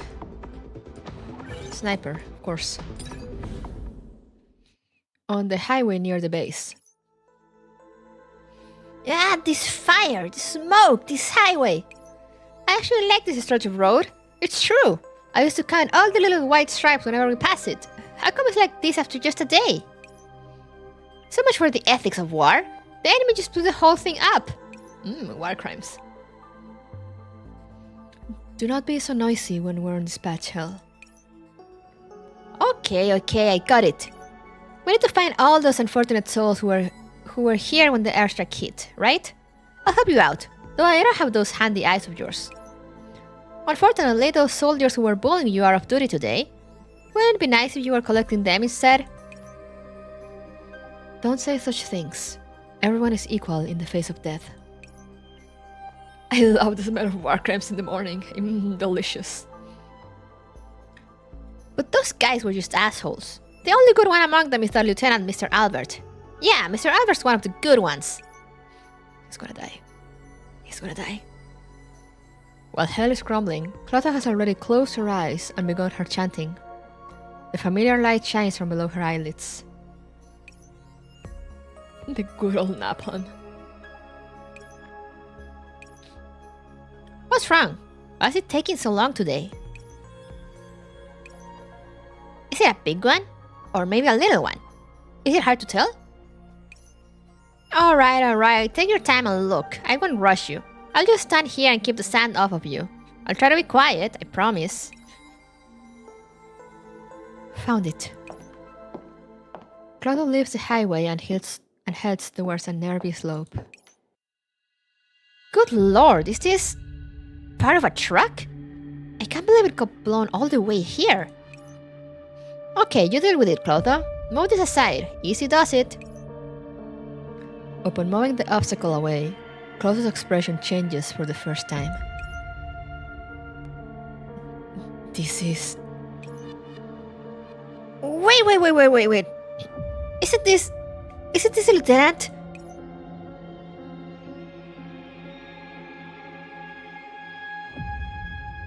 What did I tell you guys?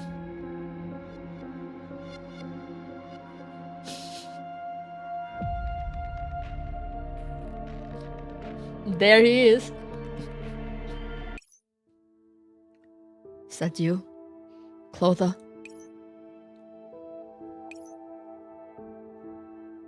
Clotho stares at him and freezes up.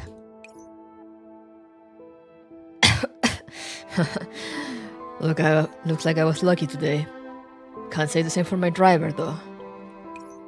That's good. He repeats his little motto and feels around for his pocket watch with the right hand that's pinned against his chest.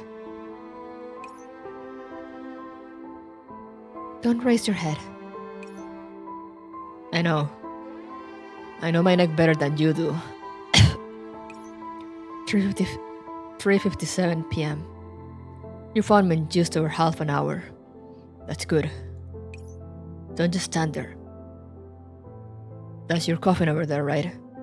Put me in it. Your soul still lingers in this world. I will guide you.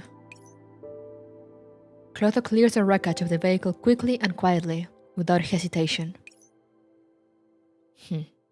So those can lie to people too, huh? My time has come. I know that. It was a bit more sudden than I expected, but I knew it happened someday. I'll have to trouble you with the rest.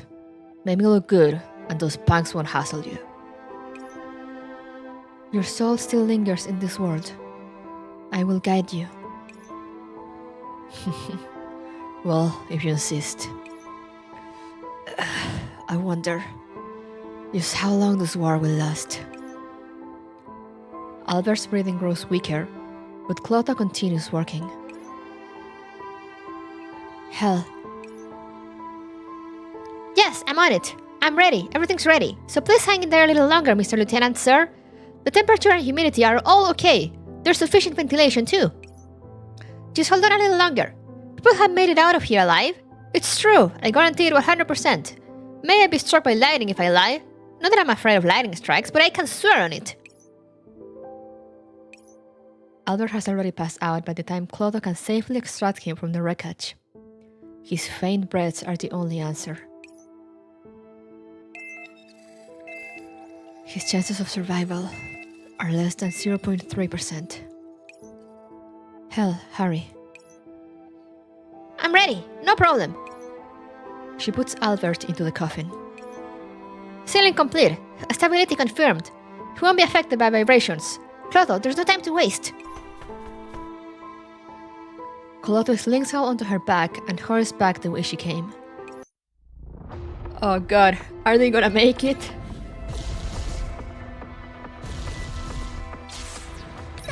There he is. And over there, and I think that wall as well.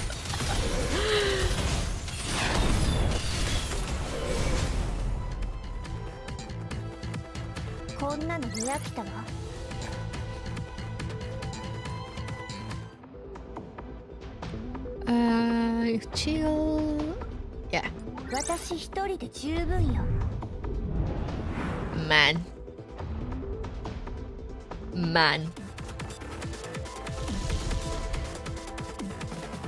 This is truly some Mika writing.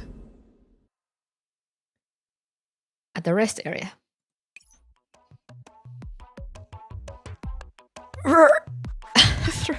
Oh no, they drank too much. You absolute clown. I knew there was no damn way you could hold it in. Santa Reissi, Peter threw up. Clean up, please. Alright, please sit Peter upright so his vomit does not flow back into his windpipe. Okay, so I should hold him like this? Ugh. Mama, are you there? Look at these guys. Don't worry, it's Mika writing. If you think this is bad, this will just get worse. God, you're so right. Fuck! Peter, do you have your sack in your mouth, you stupid bastard? I will help wash your clothing and send them to the appropriate room. Please remain calm. Alright then. Otherwise, I'll make Peter do it. Ha! Why don't you politely go and ask the enemy not to splash you in the face with blood when you're in the trenches? Or are you only a badass at home? Beep, beep, beep, beep. The sound of an incoming transmission fills the air and interrupts the soldier's spewing. Huh? What does that hunk of junk coming back have to do with me? A rescue signal? For whom? Soldier C's face turns pale as he ends the transmission and waves Soldier B over. I love how they didn't even bother naming them. The lieutenant's in trouble. Charlie, get the medics. Peter. I will take care of Peter. Soldier C nods to her and runs out of the hall with the other soldier.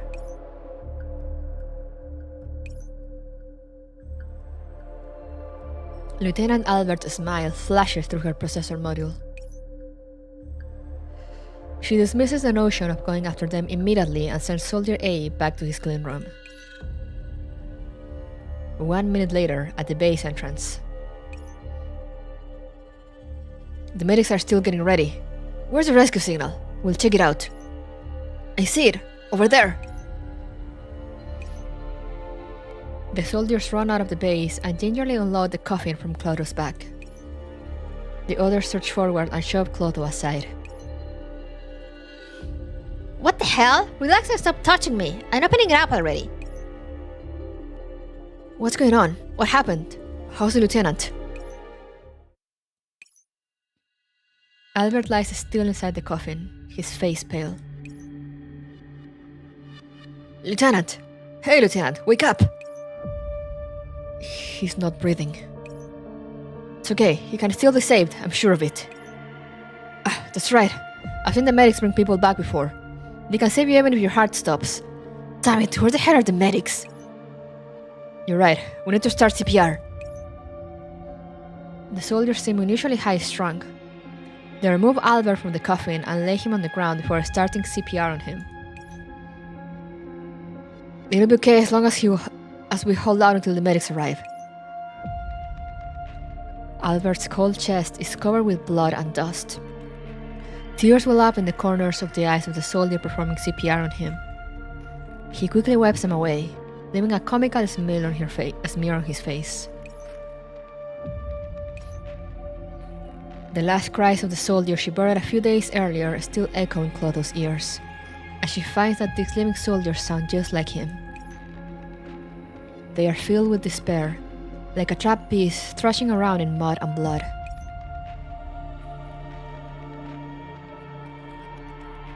Death has its roots on him. His soul is bound for the far shore. You shut the hell up! The soldiers seem to have found an outlet for their emotions. One of them gets up, his hands balled into fist and his eyes bloodshot. Bam. You took your own sweet time running back and killed him, and you still have the nerve to say that? Clotho lifts her head from where she's been knocked to the ground. The skin on her face is slightly ripped. Hey, come on, crawl it! It was my fault. Clotho, don't say that, you're just asking for...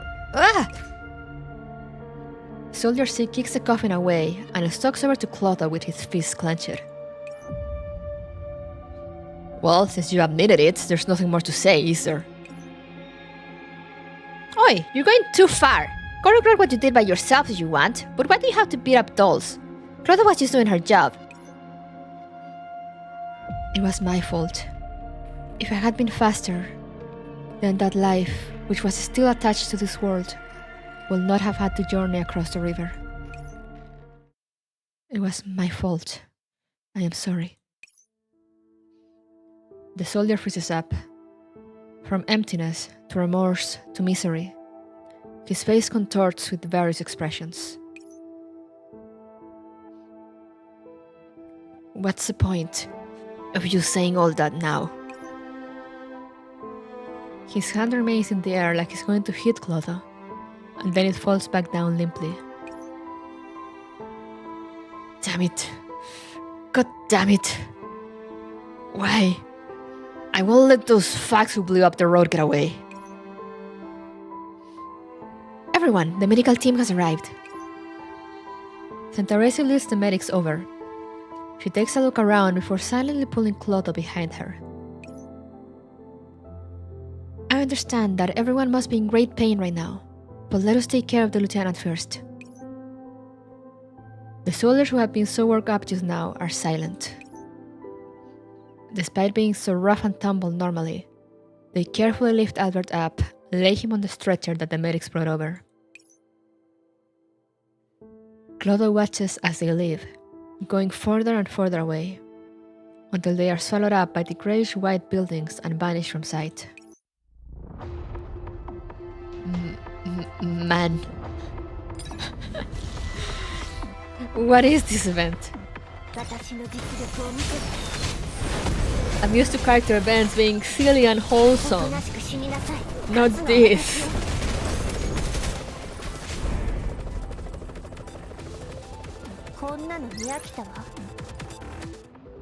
Love and hope. Real.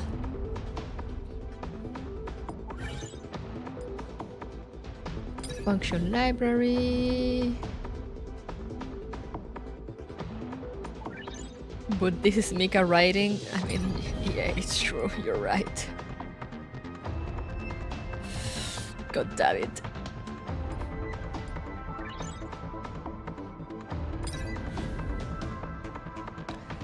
A soldier stands in Santaresi's way and glares at her in provocation. Hey, you step on my foot, Tin Can. I did not step on your foot. Or would you like to fight me again? Hell yeah, we fight. Love and hope, team.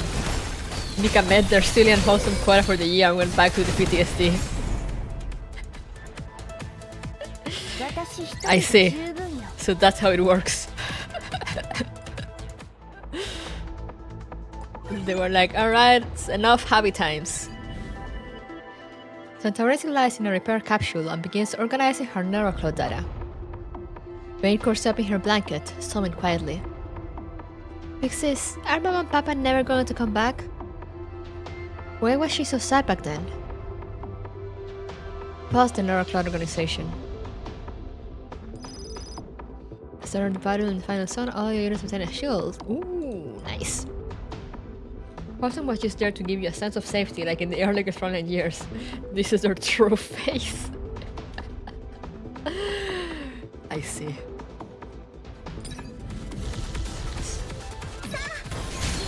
It makes sense. It sounds like something Mika will do.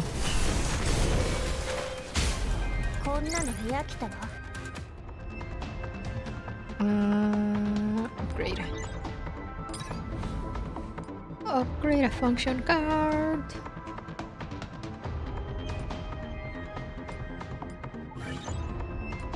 Did I overclock? I did not.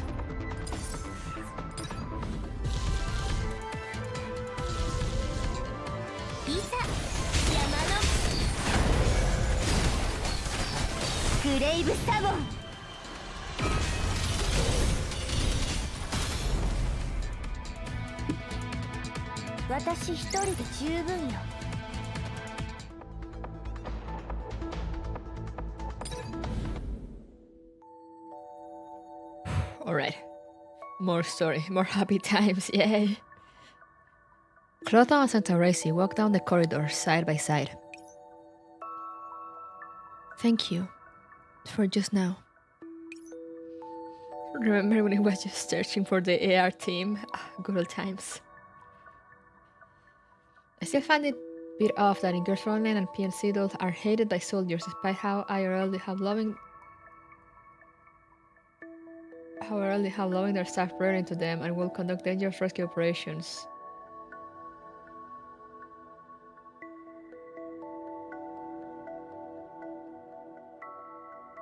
For squadrons.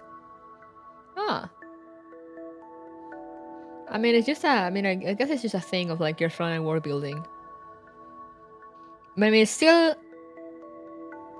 kind of weird, you know, because I mean, dolls were brought up to like help people, and I guess now they're pretty much like slowly like replacing them. So a lot of people kind of look down on them.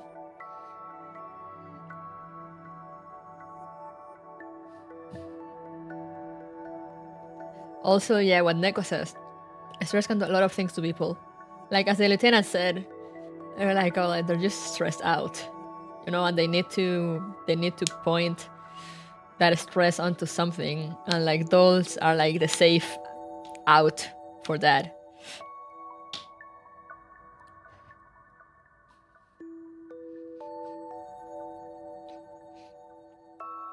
I didn't really do much. Machines are worn down by the passage of time, but simulated personalities are like seeds, which rarely change despite their circumstances. There is no doubt that your heart is like a shining jewel.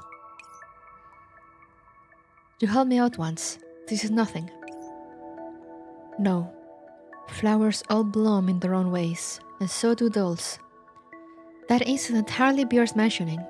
Let it fade just as the blossoms wither. Why do you say that? Hi, Miss Lovely Santa Reissi. After being in contact with death for so long, even dolls are bound to get all pessimistic.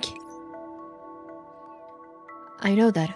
I respect the opinions of others, so you do not need to worry. During this brief conversation, Clotho arrives at the door to her room and stops. This intersection of destinies ends here, Santa Reissi. May we meet again. Alright, see you again. Clotho nods and opens the door to her room. A cold wind blows out from inside, and Santa Reissi reflexively glances within. Your window is broken and you do not have a self-service maintenance bench. Is this a failure in the logistics department's planning? The pain of losing one's friends and family needs to be vented somewhere. Damn. And she just takes it. Not all humans are good eggs. When the window broke, the logistics officer was just like that window there. They just couldn't keep their mouths shut about ducking her pay for it and all. Fortunately, I'm a coffin and I can help Clotho block out the wind and rain, but I can't sprout 8 arms and legs. Even if you weren't a coffin, you might not have 8 arms and legs. And even if you had 8 arms and legs, you might not be able to make this room habitable, even for a doll. Oh, I like how you put that, Miss Santa Reissi, even if it is a little cruel. The living always tend toward destruction, and the path of a doll ends in decay. This is my only refuge. I have nowhere else to go but here. Santa Reissi looks at her artificial skin, which has split open. The machinery below has been deformed too. It runs across Clotho's cheek, like a dripping wound.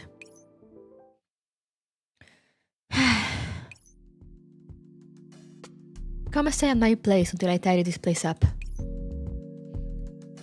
There is no need to sigh. This is my destiny. Huh? She wasn't expecting that. Clotho's eyes opened. Whoa, you're so kind and gentle, Miss Santa Reissi. But... why? To stand back and leave a mess unattended goes against my principles. I am currently responsible for this area, and permitting a mess like this to exist is a failure on my part as a maid. I will take care of this afterwards. Go to my room for now. You need help, both inside and outside, Clotho. Come with me. Come with you. Clotho repeats those words in a daze, although this is the first time someone has spoken them to her. It probably is. Meanwhile, Santa Reissi has already turned to leave. Clotho leaves the chilling room behind her. Clotho leaves the chilling room behind her and follows in the blonde-haired doll's footsteps without much second thought. Uh-huh. Reissi is so sweet, I love her.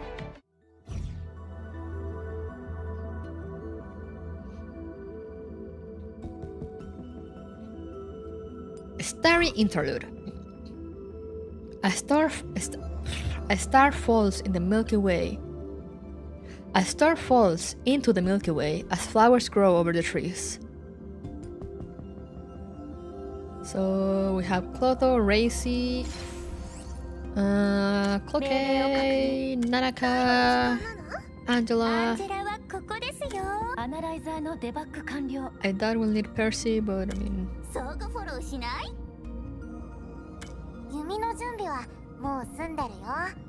Maid cleans physical and spiritual messes. Real. She's just that good. She's so talented. The best doll. Real. Real. Inside Santa Reisi's room. Wow! The windows are so shiny. The floor is so clean. And the maintenance bench is nice and tidy. Perfectly done, Miss Santa Reissi. Thank you. Could you move over here? Of course! Wow, look at how shiny the floor is! Take a look at this reflection, Clotho. I'm as tall as two of me! Reflections appear in excessively clean places, much like myself.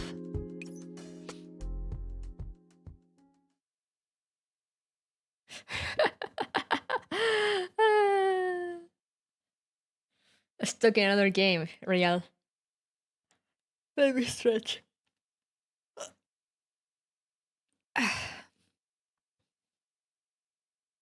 As Clotho looks down at the floor, the wound on her face suddenly feels very out of place. She adjusts her veil to hide the wound, but it still looks fresh and obvious in her reflection. How's it here, Clotho? Santa Reissi places a hand on Clotho's shoulder. Her lips obscure the scar in the reflection, and it is gone. Alright. Clotho follows Santa Reisi's guidance and sits down, then looks up at her. Now, stay like this and do not move. The objective is still shrouded in mist. I cannot see your aim. What are you doing, Santa Reissi? I will help fix your skin. Wounds will open once more. And the floors will always get dirty again. I love her. Clotho blinks and gazes at the maid doll who is within arm's reach. Her sensors, which still function, transmit the warmth of her fingers to her brain. It is a warmth that is unlike that of the dead. It is almost time for tea. Is there a kind you prefer? Tea is for the living, and it is unconnected to my profession. I have no information recorded about it. How about some English tea then? It has a rich and faintly sweet flavor. It's very well suited to afternoons. Sweet. There are sweet teas? Tea and cake are both sweet. They're cute. This is so cute, what the fuck? A scene of three people enjoying afternoon tea together resurfaces in Clotho's memories. Clotho closes her eyes, as though the thought of it was burning her. Did that hurt? No, such pain is only momentary. May I have some tea and cake? Of course. We'll go once I apply this patch of skin. Whoa, cakes and English tea! I might just be a coffin, but could you please sprinkle a bit on me? You will rust. Then you can just help wipe it off for me, right? Come on, Clotho, let me have a taste too. Reissi listens to the commotion Hell is making while finishing up the repair work and answers her. That can be arranged. Please enjoy this relaxing tea party. After that, we can all have a good rest inside the room. Sweet! It's going to be this coffin's first time having afternoon tea ever. I love how Hell is so excited about it. The title did say it was a star? True. What does this do? This is a battle.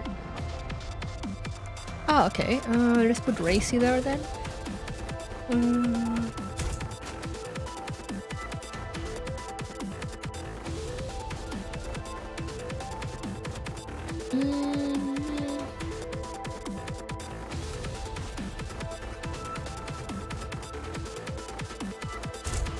Actually, let's do it this way.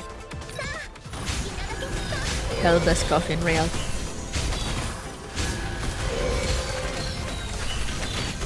This is a fleeting moment to lower your guard for the coup de grace. Oh no. Oh no. The trust issues arise again.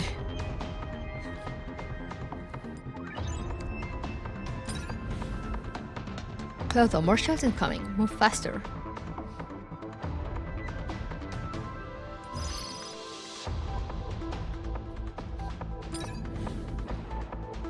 Clotho lies in a repair capsule and begins organizing her neurocloud data. This seems to be after a burial. One of her sisters looks at her with hollow eyes. What will you do after I die?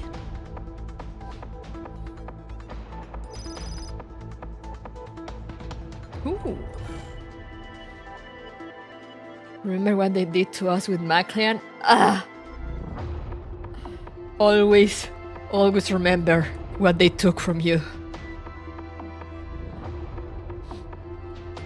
Damn you, Mika.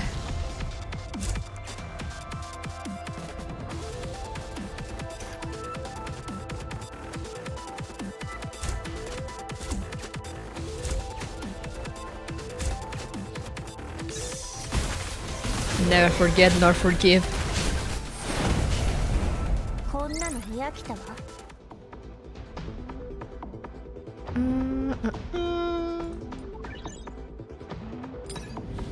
Clotho lies in a repair capsule and begins organizing her neurocloud data. Observation comments. Clotho's neurocloud modules can still sustain normal operations, albeit barely. I recommend that she not be reset, but reassigned to a war zone after her neurocloud data is backed up. Why?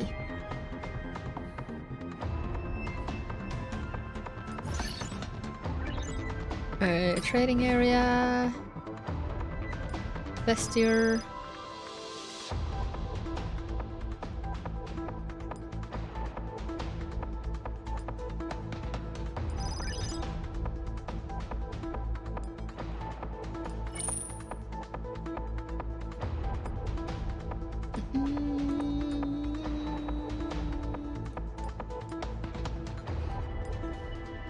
Alright. Upgrade. What do you upgrade?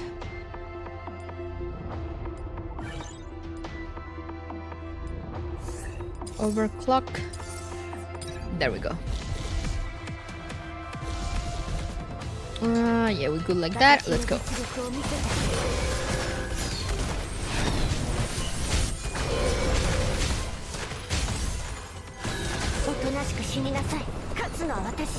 Cloaky, there was one enemy left. Where do you have to use your ult?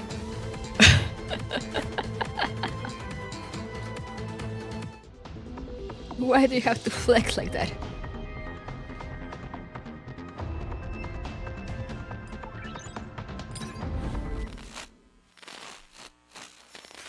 Where are we here? No kill like overkill, real. Beep beep beep. Everything seems so far away inside the pitch black repair tank.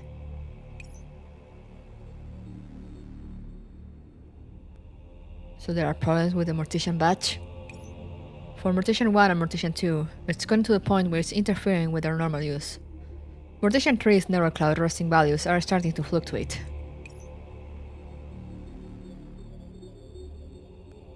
Who am I? What went wrong with the first two? Their emotional models were too realistic. Mortician 1's emotional program cortex broke down and led to uncontrollable self-mutilation. What? I am Atropos. I listen to the wishes of the living and arrange their burials. The kin of the dead shed tears for them, but I cannot shed tears. I destroy my eyeballs. What about Mortician 2? She absorbed too many negative emotions during deathbed consolations, which made her think her suffering was real.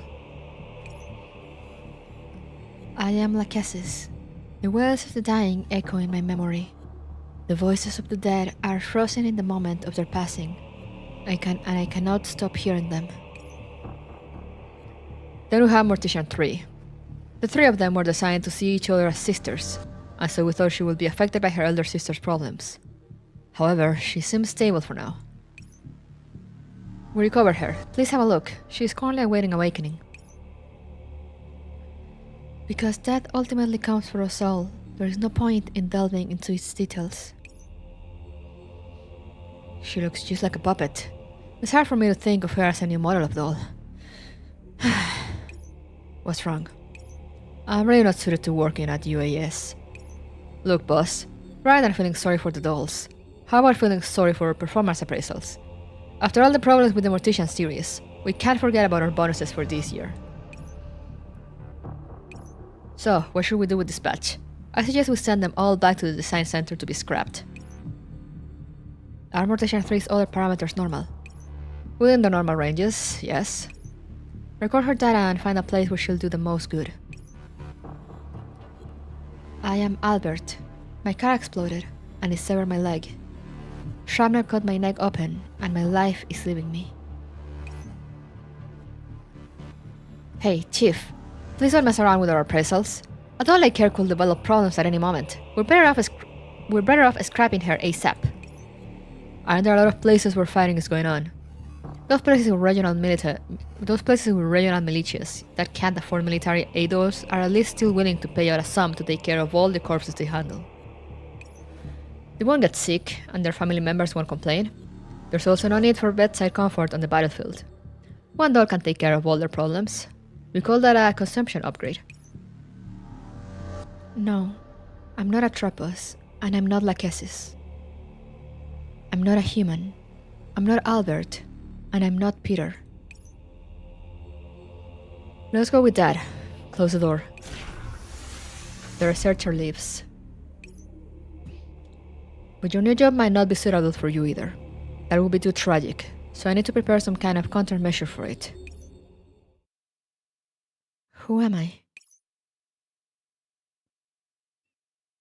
How awaken cognitive malfunction? I guess I'll just have to force awaken her. Whose bright idea was to name them after the fates and make them super creepy? Fire that person. A powerful electrical current jolts her memories, and her vision suddenly fills with light. Who am I? You are Clotho. Hal told me that she detected an overload while you were organizing your memory data. Is that so? It seems the dreams of the past are still influencing me. Thank you for your care, Reissi. It was but a mere trifle. Since you are awake, I shall go organize the cleaning implements I will be using the next morning. As Reissi is about to leave, Clotho bites her lip, then lowers her head and grabs the hems of her skirts. Didn't I still... What's the matter? Did you say something just now? The shadow of my memories still lingers. The voices that call me, the sound of weeping, they are hovering at the edge of my hearing. May I ask you to stay for just a while? I'm having trouble telling the difference between this world and the next. My heart. Centauresi looks at Clotho. There is longing and fear within her golden eyes, one that is not normally there. Of course, the night is still long and the first appointment on my schedule is in 3 hours. Centauresi smiles and sits beside Clotho. I sincerely apologize for causing you so much inconvenience. That's alright, I've handled things like this before. Things like this? Yes. My little sister often had nightmares when she was little. She would ask me to keep her company like this and then burrow into my arms. After she grew up, she stopped doing that. Clotho takes in Centauresi's wistful reflections, and then she leans against Centauresi's shoulders. Grew up? Is she a human? Yes, right now, she ought to be on the battlefield. Centauresi's expression softens as she mentions her sister. I am Big Clotho now, real. Many people worry about their relatives on the battlefield. But she went there while keeping it a secret from me. Did you find her? I believe that someday we will meet again. Death always follows in the footsteps of warriors. Death. I'm sorry, I always say things that displease others. I accept your words. Death and soldiers go hand in hand. That is a fact. Centauresi closes her eyes. That is why I pray for her. I too will pray that you two will meet again. Thank you. I couldn't save Albert. That was not your fault. I will next time. I know. Go to sleep, the night is young. こんなの見飽きたわ。 Man!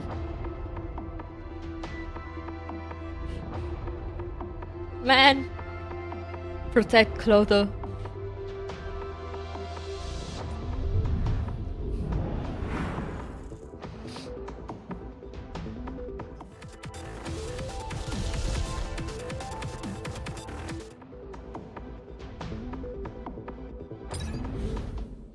Hitting right in the Kokoro, yeah. Several nights later, in the Laredo war zone. Identification complete. Good afternoon, Clotho. Your assignment schedule has been updated. Assignment 39 is awaiting collection. Terrain ID code N273201W992851. Affiliated with Military Sector L. Recovery targets 4. Be advised, there will be medical personnel present during this assignment. If recovery targets show sign of life, notify the medical staff for emergency casualty evacuation. Broadcast complete. Please collect and execute your assignment ASAP. Master, Clotho, sweetheart, wake up! We've got more work to do. Why did she go through so many names? Do you have a new mission? Yes. I will be setting out in the company of the soul-saving saints. Living with you this short while has made me realize the number of casualties is quite severe. It seems the situation on the front line is quite intense. Clotho, your wounds have only just recovered. Please take care of yourself. Yes, I will. They're living together? Oh my god, they were roommates. After living with her for a while, Clotho isn't as restrained as before. She smiles to Centauresi and grabs at her skirt hems in embarrassment. Will there be tea when I come back? Of course. And if you don't have too many wounds, there'll be scones too. I'll prepare them and wait for you to come back. Clotho's furrowed brows relax as she leaves with light, quick steps. After the battle, Clodo moves atop the ruins, searching for survivors. The sun today is great, and the moon tonight is so round. Things are getting better and better. The battlefield is not a place of joy. Be quiet, Hell. Well, it sucks for the dead, but we need to look to our own lives too, you know? After staying with Miss Santa Reissi for a few days, you've even begun sewing up the holes in your dress. At least you're starting to take care of yourself now. I can't keep making her worry now that I'm staying in her room. She's quite a nice person, right? Kind of like Cassis. Hell. Okay, shutting up now. Huh? What's that noise? Did you just hear a rifle bolt pulling back? She fixed her, but was it enough? Oh no. Oh no, it's an ambush. Just as Clodo exclaims in alarm, she hears the sound of a gunshot which should never have been heard in this place. Oh no!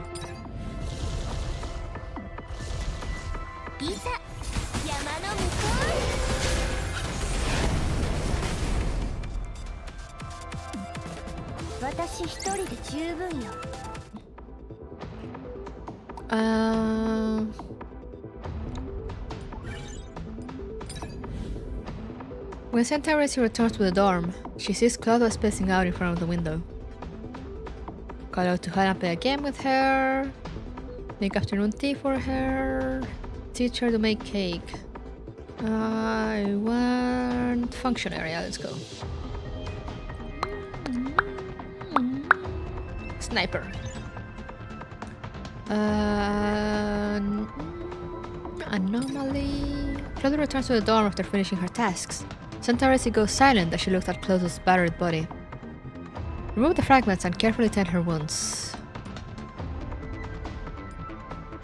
Function library. Guard stand.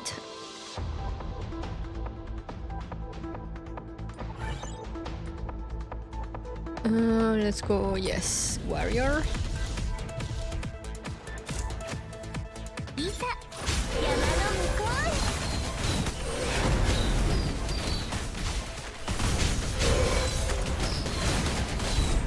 Alright, they're good.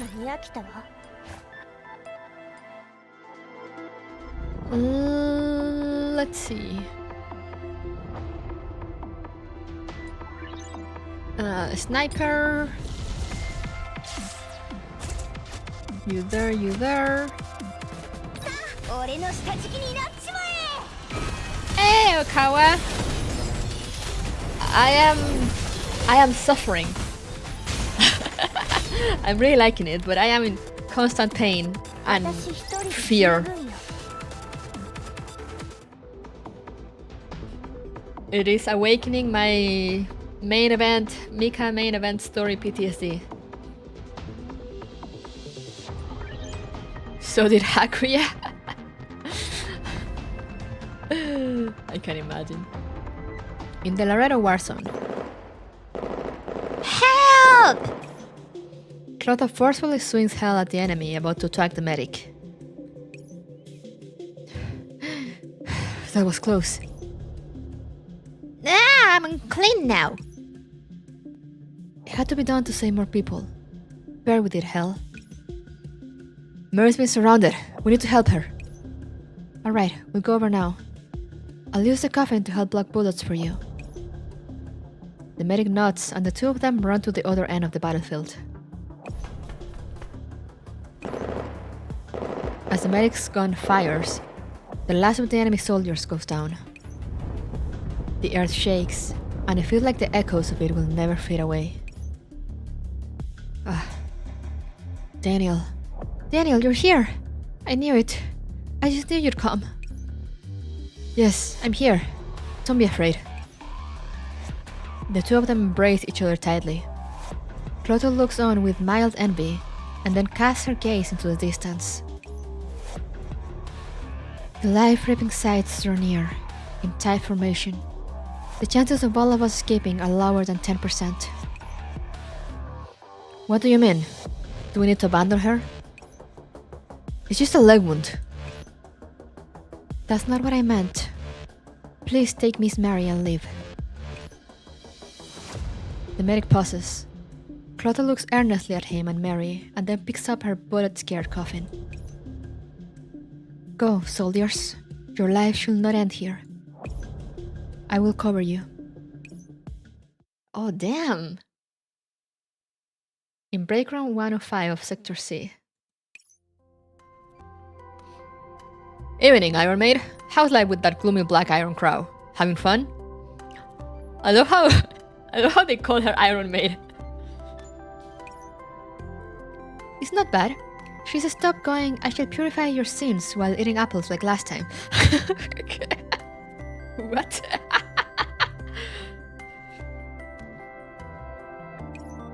Huh, well, that's rare. This is the first time I've seen a doll take care of another doll. Can all big city dolls do that? This is my first time doing so. Reissi walks over to the soldier, who's holding poker cards. He lifts up his feet without looking, allowing her to sweep beneath it. You don't smell of alcohol today. We quit. Gotta stay clear-headed, you know? Can't let the lieutenant down. Is that so? I believe the lieutenant will have appreciated that. There's no telling when we'll die too. At the very least, we've got to be able to hold our heads up high when we see the lieutenant again. Know what I'm saying? The lieutenant will praise you if you take down 2 more of the enemy out there. Anyone who retreats in the face of the enemy is a ballless bastard, right, eh? You really need to work on your bedside manner? Yeah, Clotho is not good at speaking. Well, speak of the devil. Is this an emergency rescue signal? The medical team was ambushed while sweeping the battlefield. Damn it, they're breaking the rules. Come on, it's time to form up. The medical team was attacked. Character development for the NPCs in my Mika game. Unbelievable. Do you have any mission? Yes. I will be setting out in the company of the soul-saving saints. Wait, I'll go with you. Wow, she was determined. Upgrade, what do we upgrade? That's this.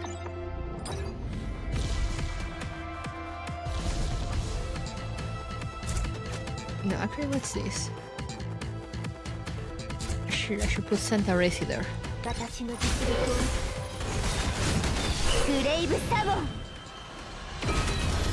She's so pretty.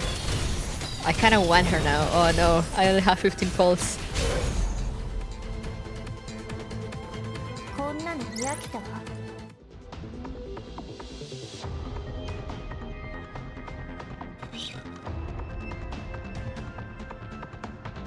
Her heart's filled with determination, real.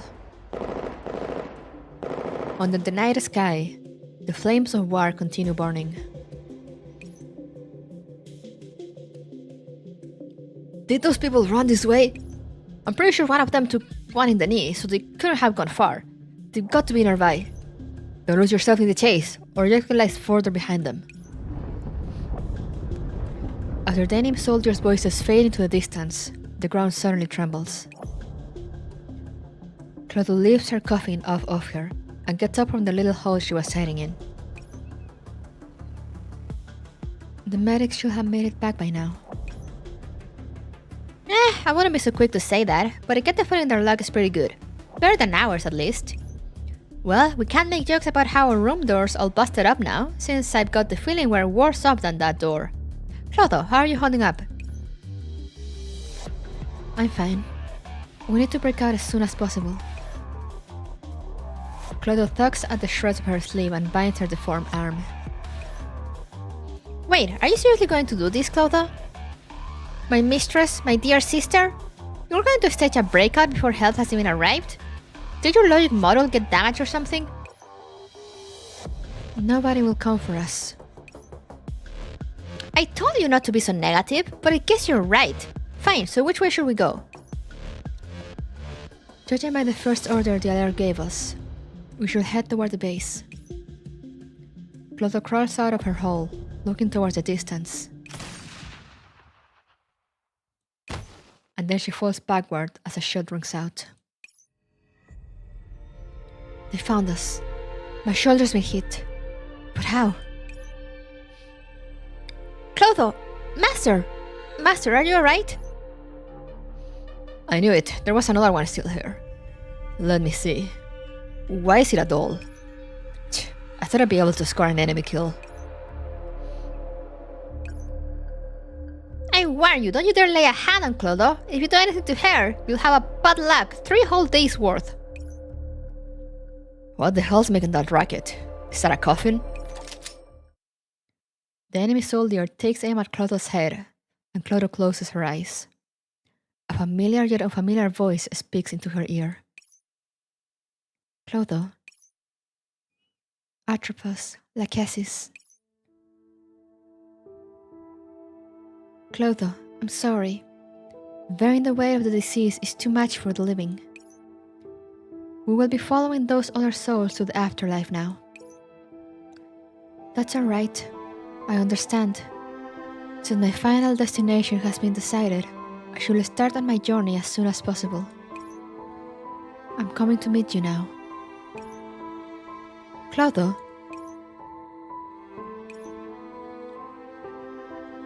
She's thinking of her in her moments of death.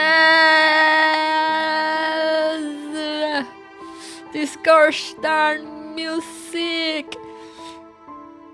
This music is almost like a, how it's called, like a Pavlovian or whatever response to me now. Like I listen it, I hear it and it instantly just get sad. Clotho, your wounds have only just recovered. Please take care of yourself. Yes, I will. Why am I remembering this now? Will there be tea when I come back? Of course, and if you don't have too many wounds, there'll be scones too. I'll prepare them and wait for you to come back. Clotho's eyes snap open, and at almost the same time, a ray of brilliant light illuminates the darkened rubble. Hands up! You're surrounded! I'm too ill for me and I'm in bed with the lights off. This is really such a mood. Ah yes. Laying in bed in darkness at midnight listening to sad Mika music. Bloody hell, when did they flank us from behind? Ignore them, they must be bluffing. But there's something funny about those voices. Fall back! Oh no, we're too late. The rapid gunshots come and go in an instant. Clotho looks up towards the source. Centauresi's face appears above her. Don't move, your spine's been damaged. Why did you come? Miss Mary gave us the coordinates and we came to collect you. I see. Are they safe? This time, the number of bodies didn't go up. Iron Maid, what are you doing? I was wondering who it was, but turns out it was the Iron Crow. Mary says she saved them. It's her job? The soldiers say so in a nasty tone as they move up to grab Clotho by the arm. Iron Maid, you carry the coffin. I'll bring her back for repairs. Thank you. The group returns to the base. As she wobbles along, Clotho quietly admires the starry sky. Is this not my destined end? Man. Oh, this event's doing things on me. Give me 1 second, I'm gonna go get some water.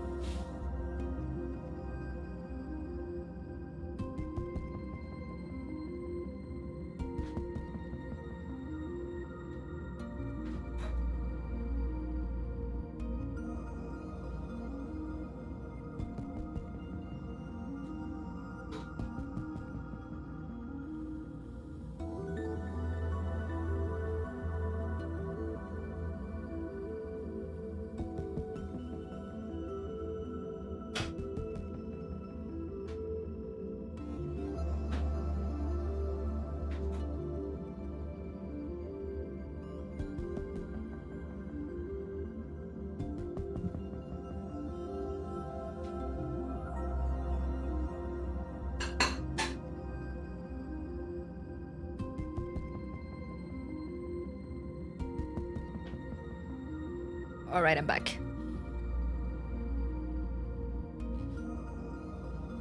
Yeah, I'm rehydrating because I was drinking iced coffee before, and that does not really hydrate you too much.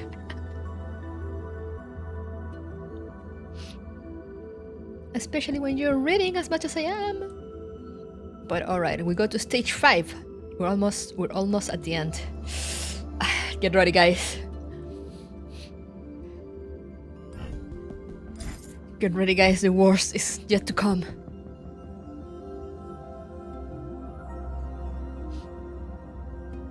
Be sure to be hydrated for those tears.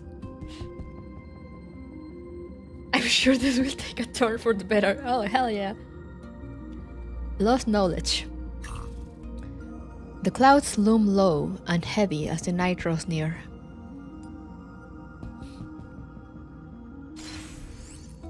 Kluki, Nanaka, and Angela.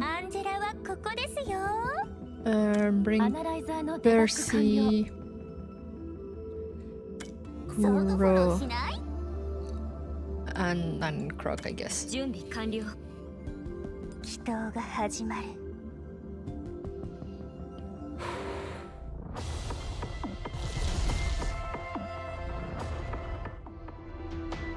Let me overclock before reading because after I forget. Let's go. Sector C, beside the only doll maintenance capsule in the entire sector. So we just dump her in the capsule? Put her down gently if it's not too much trouble. Welcome back. Thank you. Well, it is a lot of trouble. I need to go on patrol, so you watch after her. The soldier lays Clotho inside the capsule as gently as he can manage, then heads off. How are you feeling, Clotho? I have the feeling that I won't be getting those scones now. Santaresi thinks for a while, and then she suddenly realizes what Clotho is talking about and laughs quietly. Oh, you. You're just like Vane in that regard. She always put on such a pitiful act when she made mistakes as a child. It took me a few years to realize that she was doing it, so I will help her plead with my master to be lenient to her. I'm not asking for a favor, but I'm still going to do what I said I will do. For instance, once you get out of that capsule, I'll bake scones for you. Can I eat them even if I didn't keep my promise? Strictly speaking, the answer will be no, but Vane's needs overrode that base logic long ago. Clotho looks at Santaresi's face through the glass of the capsule. Do you see Vane in me, Santaresi? I'm sorry, that was very rude of me. That's alright, because you also remind me of one of my sisters. Do I? I'm honored. What were they like? My sisters were both very kind, which was why they were consumed by shadows long ago. What do you mean? In their sadness, their narrow clouds fell into confusion, and they were reformatted. I'm sorry, I shouldn't have mentioned that. It's alright. Santaresi, have you ever wondered, what would you do if you died?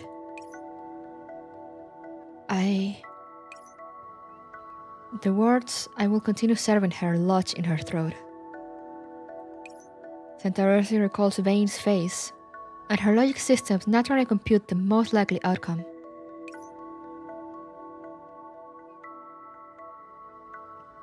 I'm sure she will be very sad if I call her master if she were to address me as sister. So the two of you must remember each other, which is why you need to keep functioning. What about yourself? Right now, I am the only doll who remembers the fate of my sisters. Or perhaps one of the two who do. A brief silence fills the air around the capsule. It's hard to imagine you tell a lame joke like that. A good maid ought to know how to observe the situation and go with the flow, That is how she can deliver a surprise at the appropriate time. The scones are almost done, and I need to change and get you your spare dress. See you later, Clotho. Yes, see you later. Santaresi leaves. Hell opens and closes several times before speaking in a distorted voice. It really was a happy ending, wasn't it? After falling silent for a long time, Clotho looks at her reflection in her repair capsule's glass and smiles. She does not answer. What does she mean by that?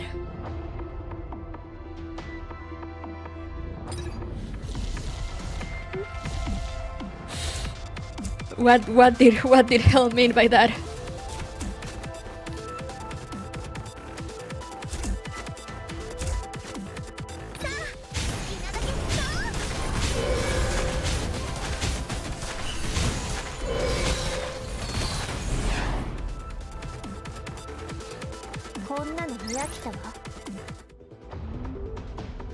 Chill. Yeah, let's go. You hear the whistling of a cannon round. Look out! Look to the left. The mist shell throws up a huge cloud of dust. Then avoid it, the shockwave from the impact knocks you down. Okay. Let's lose some HP. Again.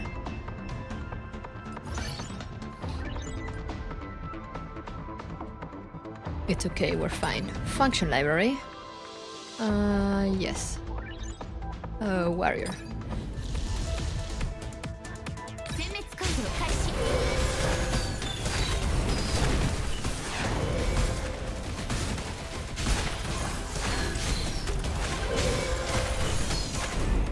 Alright.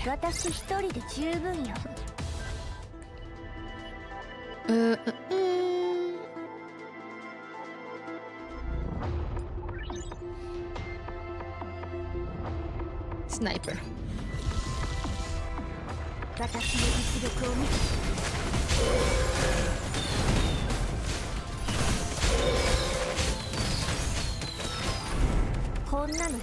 Alrighty. Upgrade. Upgrade that. And more narration. Half a month later, in a certain corridor of the base. Good afternoon, Santaresi. Twilight is about to descend upon our base, but it seems your mission is not yet complete. Good afternoon, Clotho. I'll be done after cleaning this area. How about you? Where are you going? I'll be getting supplies, and then I'll be searching the battlefield. I see. Good luck then. Come back soon. We're having muffins tonight, and the base will be screening a movie too. They're so cute. Clotho heads out in a clean dress, walking alongside the patrolling soldiers. Well, what do we have here? Not even the crows are willing to perch on her.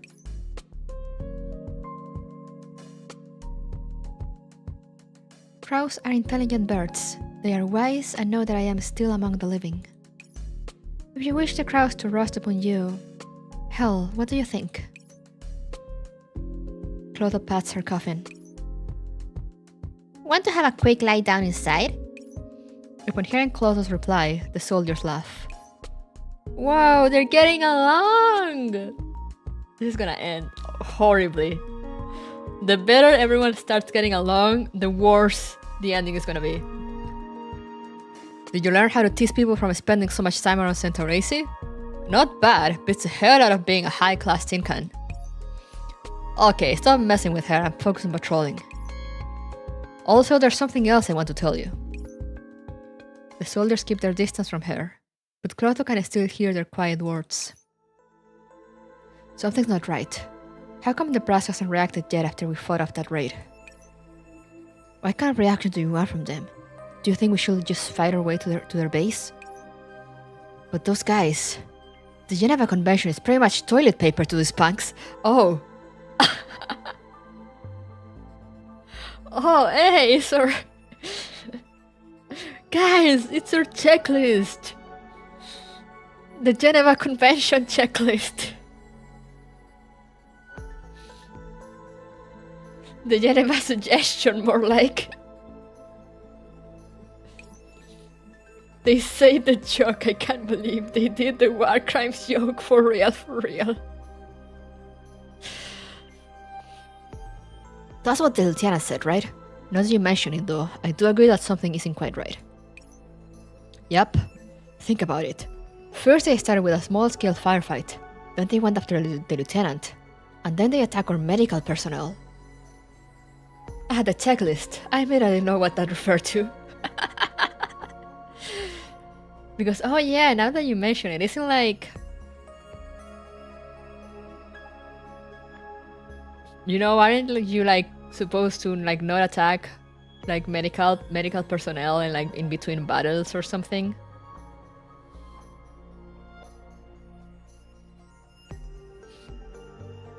When you are shameless about your own game's war crimes.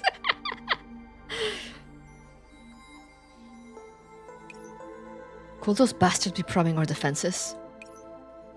Seemed like it to me. Did you get any reply about that alert you sent up to HQ? Supposed to, yeah. Sheesh. I heard they're starting to withdraw. The other units are going first. It'll be our turn in a couple of days' time. That's great. HQ finally decided to listen to us. The lieutenant, however... Don't say it, man. Don't say it. You go this way, I'll go that. We'll check in every 3 minutes. Just as they're about to split up, a shrill alarm suddenly fills the air, of course. It's an air raid. They're coming! Geneva Convention in the 2050s. Clotho years her head back and sees an enemy plane flying toward the base. Oh no. Reissi. Reissi.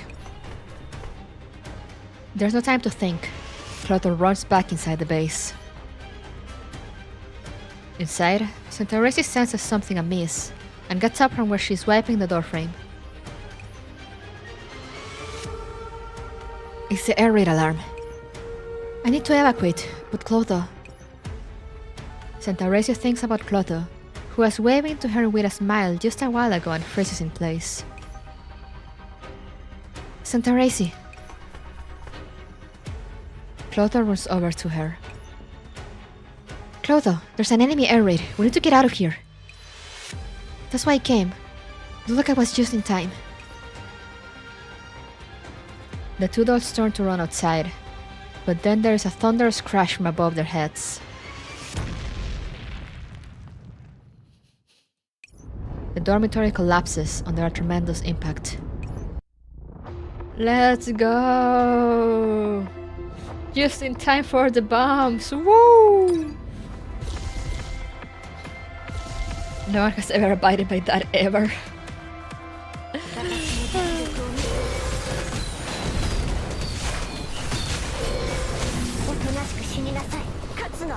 Truly, the Geneva suggestion.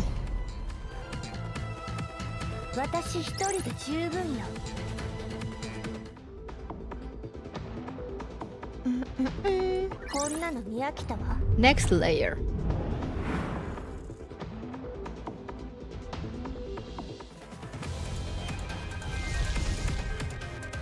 Alrighty, sniper.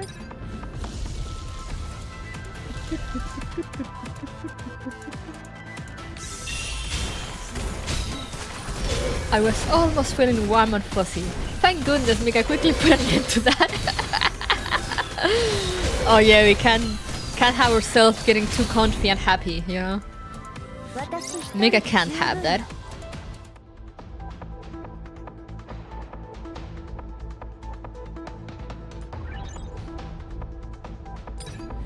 The enemy's bombardment is too intense. What should we do? Here. Let Hell take the brunt of it for a bit. Ah yeah, sorry Hell. The shelling has stopped and the enemy is pushing forward again. Get to cover trading area, function area. Let's go for a trading area. That's how she use her things to obtain her mod. Real. 39. What's this? Refresh. No kill like overkill. I love that one.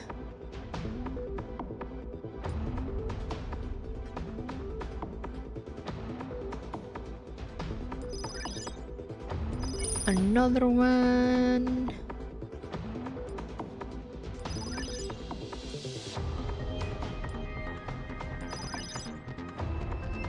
And that's it.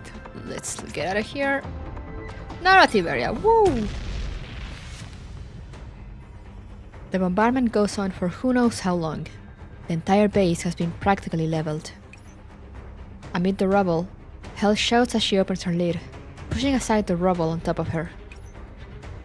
Oh, whoa, whoa, whoa, whoa, whoa! How are you? I'm fine. I was carrying Hel. They're sending a mop-up squad. We need to get out of here ASAP. Come with me. Sounds of assault rifle fire in the distance. Why are they chasing after a couple of dolls?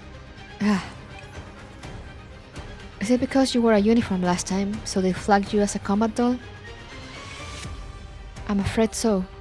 You go on ahead, I'll make my own way. I'm probably also on those bloodthirsty maniacs target list. When the smoke descends, nobody will be spared. That's true. It'll be bad if they catch up to us. We should hurry. The enemy's using rail cannons. They can't shoot behind the hills. The two of them gradually pull away from their pursuers. The sound of shell fire fills the air again. Oh no, incoming! A shell flies towards Reissi. Cloto knocks her aside and raises Hel overhead. The shell explodes the moment it touches Hel, and the shockwave sends the two of them flying. Ugh. My waist! Is my waist broken? You have a waist? Clotho, how are you? Can you move? I can't control my body. The magnetic field from the explosion must be disrupting you. In the distance, the enemy's mop-up squads begin moving again. Reissi looks toward Hel. Oh, hey, what are you looking at me for? Reissi quickly takes a stock of Hel's condition. You've been badly dented, but fortunately your hinges are intact. Thank you for your concern, Miss Reissi. I'm probably the only one who can maintain their normal shape after taking an EMP rail cannon shot head-on. However, I advise you to... What are you doing? Reissi opens Hel and places Clotho inside, then ties Hel rightly to her back with a chain. She jumps out and then runs across the open ground with startling speed. Reissi, what are you... Put me down. Just go by yourself. Lie down and don't talk.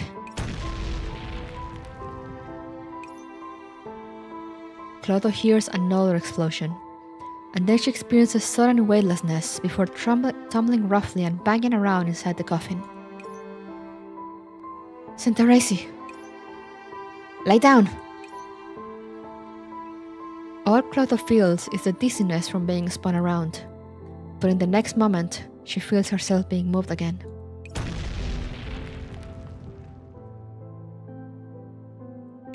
Clotho can tell that Reissi is stopping for longer and longer between each series of explosions.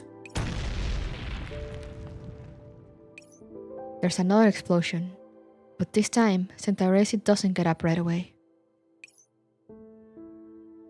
Reissi. After regaining control of her body, Clotho tries to open the coffin, but finds that Hel has been chained up tight. Lie down.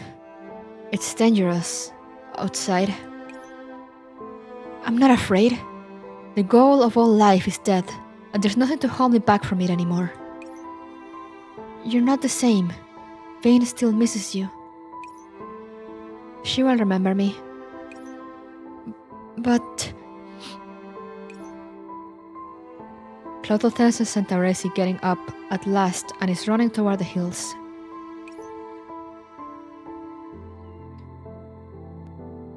I believe that even if I die, even if I don't remember anything, she will still treat me like she did before and that nothing will change. I want you to leave. Please, I'm begging you. Clotho, if you die, nobody will remember your sisters. Only you can tell others their story. That is why you must leave, Clotho.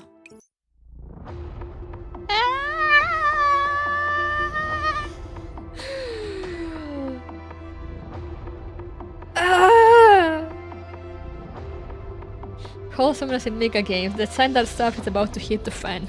So true. So true.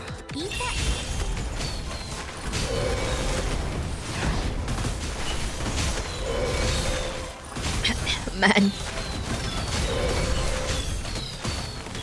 He's so sad.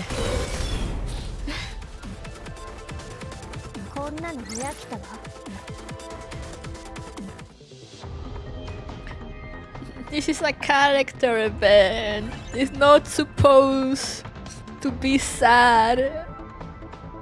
That's against the rules.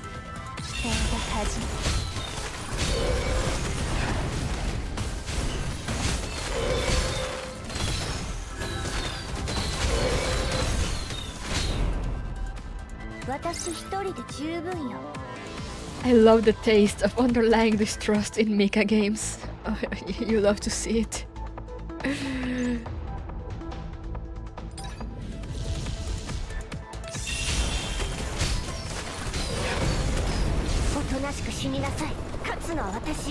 Ever since Light and Maclean, I just have constant trust issues.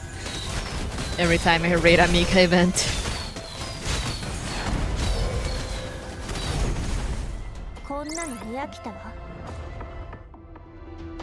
It's a great research material, I mean, true. No kill like overkill, we love that.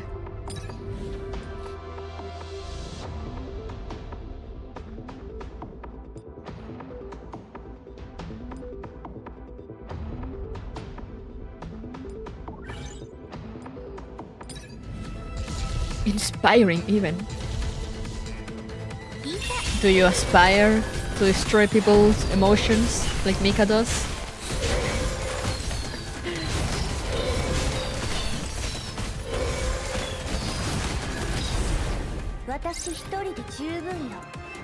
One cup of your strongest espresso, please.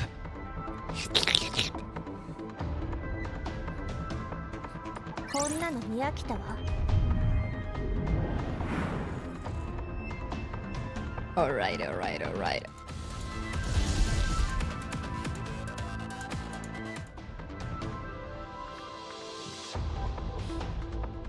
How can that be wife sweat? Oh, we start with a big boom. Lovely. There is another explosion as Santaresi stops. Santaresi!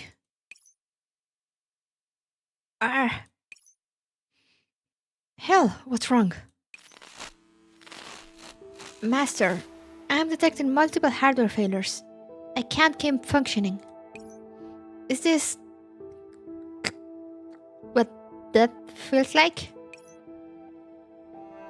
No, you won't. You won't die. You can't die. Let me out, Santaresi. Hang on. I'm undoing the lock. It's been twisted. Listen to me, Clotho. I was so worried about you in those days. Luckily, you have Miss Santaresi with you now. I will be so happy to see you get out of this. It's regrettable, but I thought I'd be with you until the very end. Hell!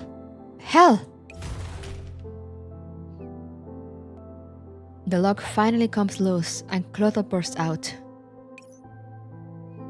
This is when she sees the doll and the coffin before her. No.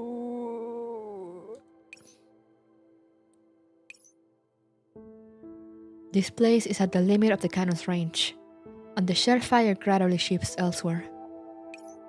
Hell looks like a crushed tin can. One can hardly tell she used to be a coffin. Santa Reissi is also barely recognizable. Unable to sustain personality program. Reverting to base settings. Structural damage has exceeded thresholds. Abandoning this unit and withdrawing from the current area is recommended. Hell. Santa Reissi. Clotho. Santa Reissi reaches out to Clotho. Clotho thinks of that despondent soldier, and she unconsciously grabs Santa Reisi's hand. However, Santa Reissi does not let her do so. Instead, she points to her damaged belly. The patrols might end up sweeping this place. Don't say anymore. Take my battery. It will help you live. Go, Clotho. Don't bury yourself. Santa Reissi ceases to function. So, you knew everything from the start? You knew that I was seeking death and my destruction. If you knew, then why did you still... Her only answer is silence. In the end, I'm the only one who survived. Is burying others the only thing I can do? The distant cannon fire still booms in the distance. Clotho rubs her cheek, as though to wipe away her tears. Machine oil streaked in ash smears across the back of her hand. She takes a deep breath and exhales the heat accumulated within her body. No, that's not it. Right now, there's still something I can do.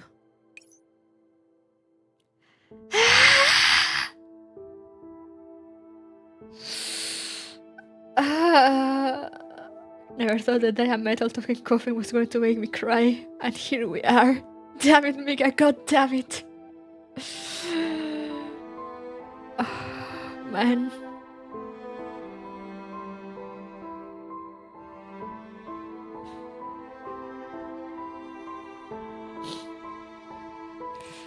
Man.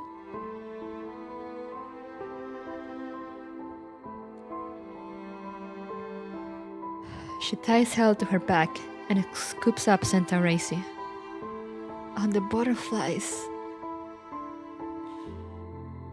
Oh god.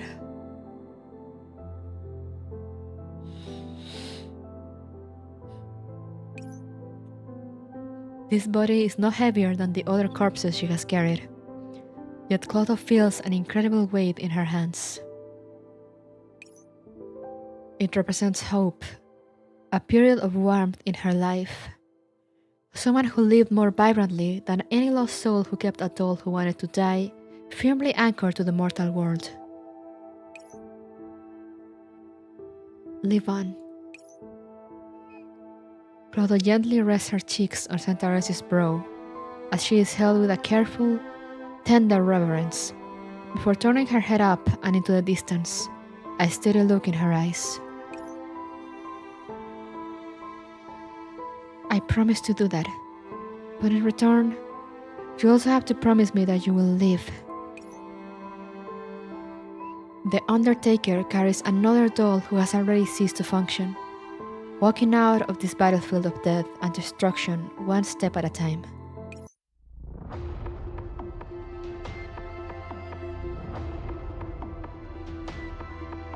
Man. Just a reminder, this is a character event, they didn't have to go this hard. Oh, you like that inanimate object? Too bad. Before shutting down, Santa Reissi gives Clotho her battery. Now, Clotho is the only one capable of moving. accept her hopes, and continue forward. You obtain Centaurus' battery. This weighty parcel of hope remains warm to the touch. Let's go, for the sake of living on. Oh god. And they put me with only Clotho.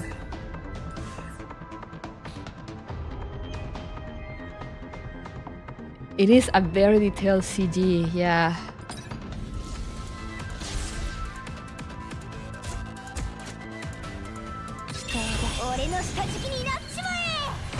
I heard you don't expect depressing character events. Let's fix that.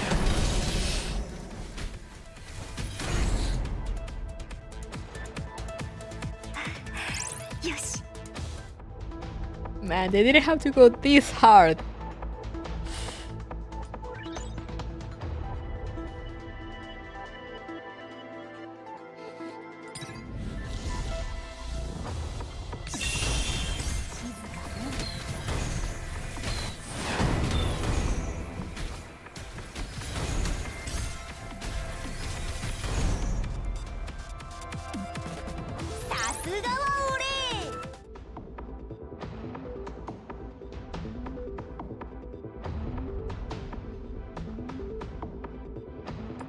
You know, I am upgrading the... I didn't get enough guard functions. I'm worried.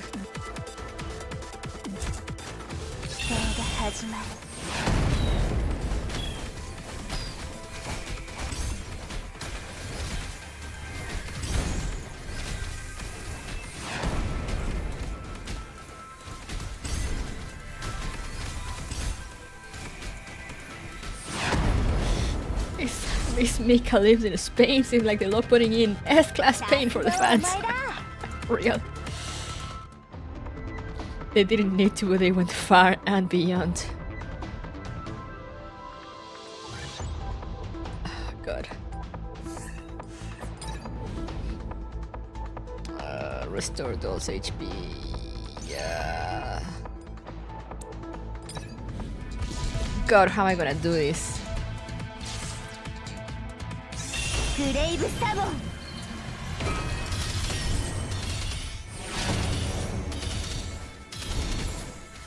Oh, she managed. Okay, she managed with her ult, so she should be okay. She should be fine.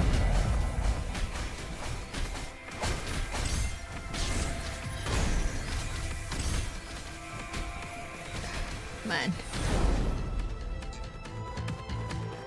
亡者の魂が天の国へ帰らんこと。 In the Laredo town area, at the Universal Anything Services branch office. The city is bathed in the morning light, which illuminates a crumpled letter. This is a receiving contract with Universal Anything Services. Mother and father left me a sum of money, which I've used to purchase long-term maintenance services for you. After your return, ownership will remain in my name, but you don't need to continue to work. You are free to pursue what you want to do. I have enlisted and I'm going to go searching for mother and father. Do not follow me, Reissi. Don't come to the battlefield. This is my last command to you as your master. I'm sorry that I was unable to say this to you face to face. I didn't dare. I'm sorry. Please take care of yourself. Your little sis, always and forever, Vane. Clotho folds the old letter back up again and places it in Centaurus' pocket. One of her arms is missing. Most of her hair has been burned off, and her twisted left arm is still dangling by the side of her body. A drop of machine oil falls from the severed stub of her arm and falls on Centaurus' face like a tear.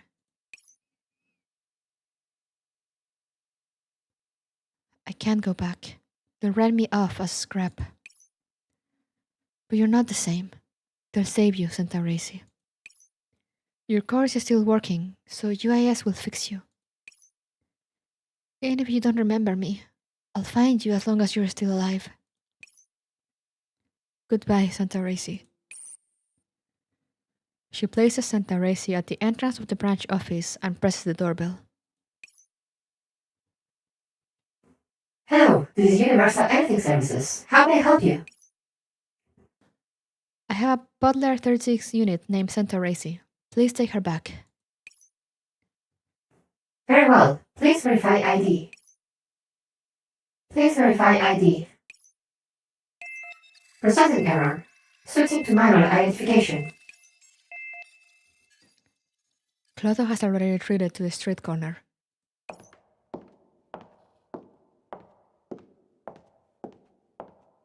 After watching the branch office workers bring Santa Reissi inside, she picks Hell back up and vanishes into the morning mists of America.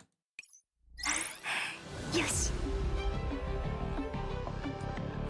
Now this makes me wonder what new kinds of hopes and dreams is Mika cooking for Gears Online 2. Bruh, real.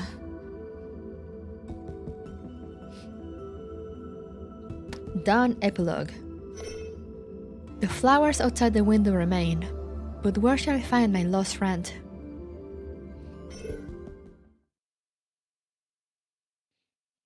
At the oasis inside the upstream. After calming down again, Clotho gently blows away the steam coming from her cup of coffee as she drinks from it.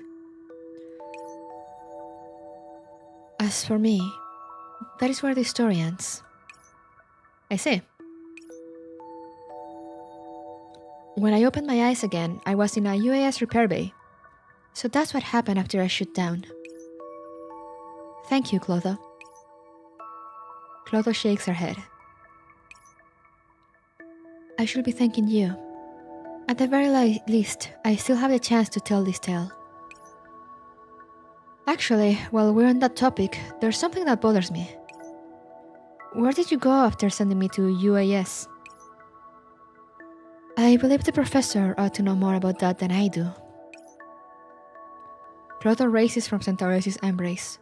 Her gold eyes look at me, filled with gratitude. Gratitude? So it involved you, Professor. Yeah, of course I remember. Of course. As Clotho looks at me tenderly, I feel something that I haven't in a long time. Guilt.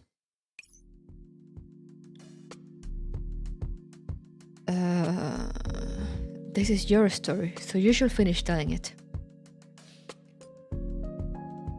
You have a point. If it is my story, then I shall recite it. Allow me to finish it then. Phew, that was close. God damn. Actually, I didn't manage to get very far before shutting down due to severe malfunctions. Question successfully dodged, hell yeah! Why are my tears still present?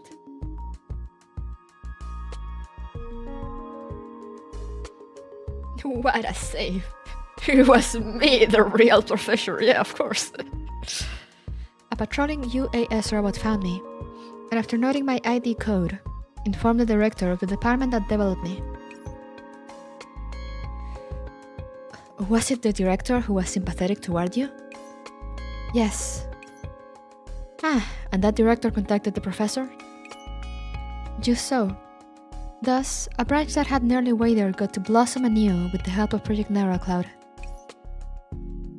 You really are a nice person, Professor. Just as nice as Miss Santa Reissi. If I could find a way to preserve my memories through Project Neurocloud, I might be able to prevent my sisters from being reset again, and I might be able to reunite with them. With the director's permission, the sign-in bonus for joining Project Neurocloud was used to repair Hell and I. The rest was also set aside for me to use after I left the cloud server. I woke up just in time to hear the director tell Clotho all of that. It was like a fairy tale. If it wasn't for that director, I might not have been able to keep my promise of seeing you again. Once we leave Magrasea, I will thank the director myself. What did you do after that, Santa Reissi? Santa Reissi looks at me. I'll let you tell her, Santa Reissi. Understood. After I woke up, I realized that looking for you or Vane on the battlefield would be very hard to accomplish. According to the surviving soldiers from the base, you were listed as a missing doll. I'm sorry. It wasn't your fault.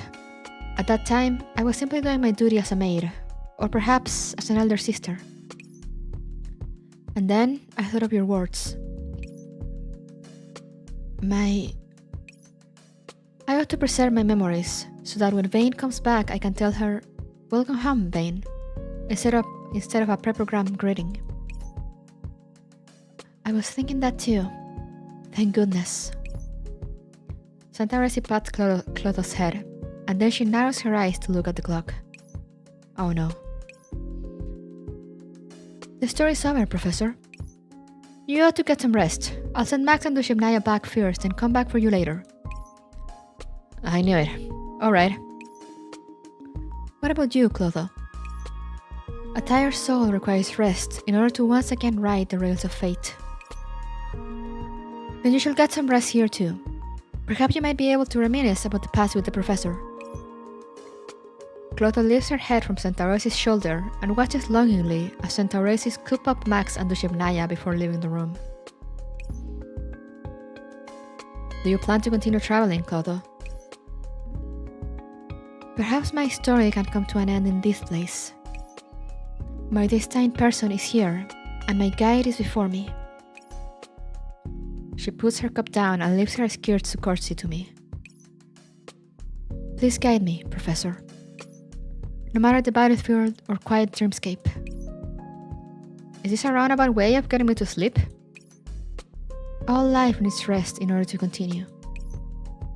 If you are having trouble resting, perhaps I can arrange for you to slumber in hell's embrace.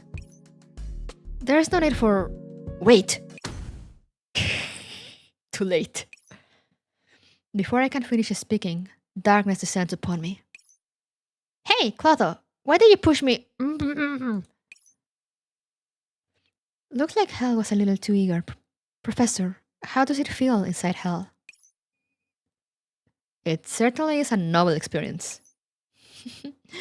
That wasn't how you answered when you went inside previously. A hint of shock runs through me, but I cannot see Clotho's face in the darkness. I can sense the color of your soul. It seems yours has changed somewhat after a long time apart. I truly wonder what you went through before this.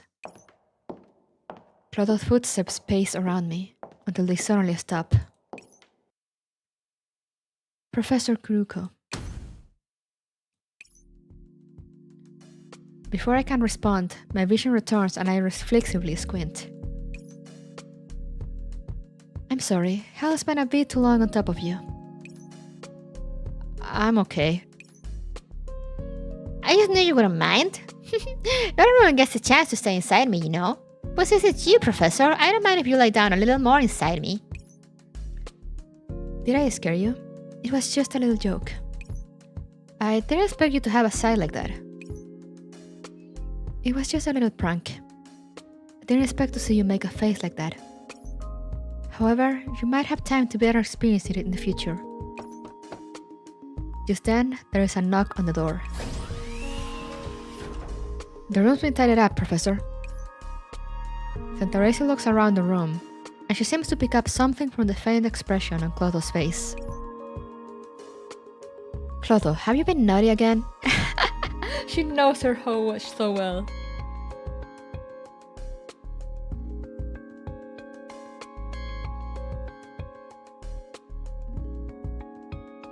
I forgot those don't have cloud backups here yet, which makes dying all the more out. Yeah, exactly. I can with that smile so heartwarming, yeah.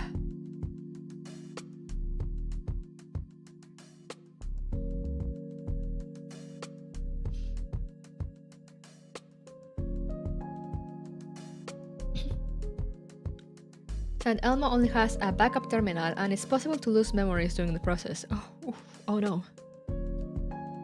Clotho, have you been naughty again? Well, you trust the professor, so... Clotho ambles over to Centauresi's side and hugs her arm. I'm sorry about this, Professor.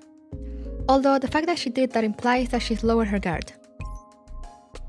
The silver-haired girl smiles. I hope so. Are you ready to rest now, Professor? Of course. Let me send you on your way. That sounds kind of wrong. I will sing a song to steal your heart and bring you sweet dreams. Don't worry about sending me off. I can go by myself. Although I refuse their offer, I find myself leaving the HQ building as part of a trio. The stars are really beautiful here, although even they must die someday. Do you wish to bury the stars? If they fall, I will. But right now, I just wish to sing of their brilliance. What a coincidence, I was just thinking of the same thing. Under the sparkling stars, we continue onward until my thoughts are swallowed by dreams. As for how Max and Dushevnaya made a big fuss to Angela the next day, that will be a tale for tomorrow. Man, that was an event.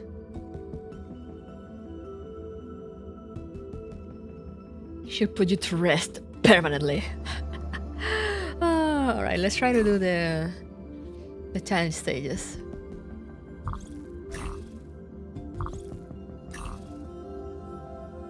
White night blues, covered in dust and mud, marching alone against the wind. I mean, not the one, not the challenge one, but like just to finish. That was a roller coaster of emotions, for real. God damn. God damn. Again, they didn't need to go that hard in a character event. This is a character event. What prompted them to go insane like that? Why did they cook so hard?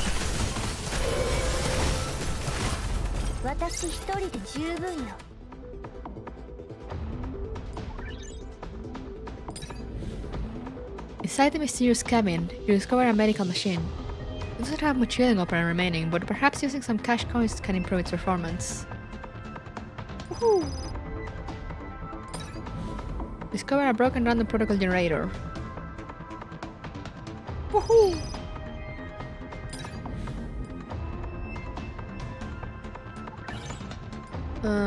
Medic.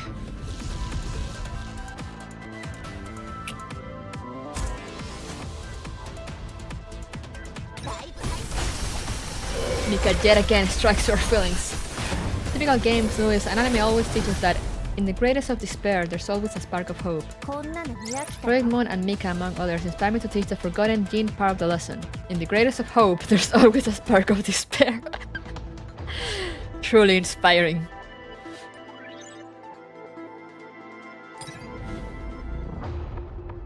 That is quite the road to follow.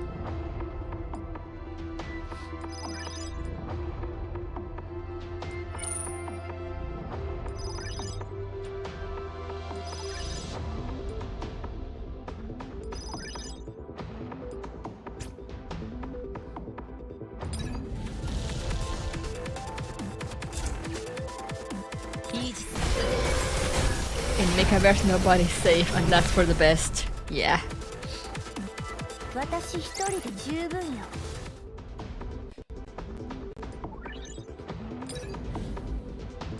Just look at all of us. Still not over Maclean and Light.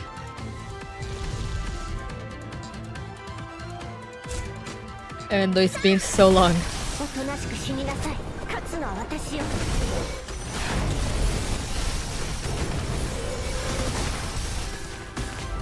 It's been so long and we're still in pain.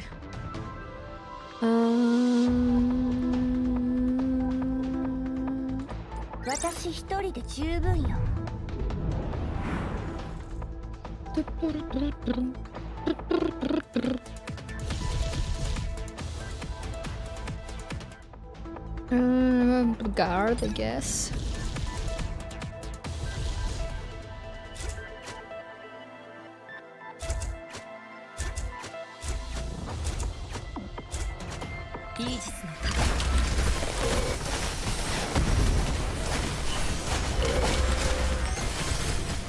Wow. Kuro is dead. おとなしく死になさい。勝つのは私よ。 Preguntita, ¿qué pasa? こんなのに飽きたわ。Crit rate. Sure. The mysterious bandor carries a kitty-shaped detail.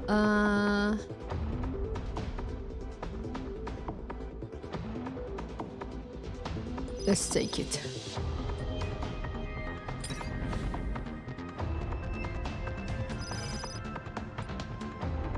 Anomaly area again. Woohoo!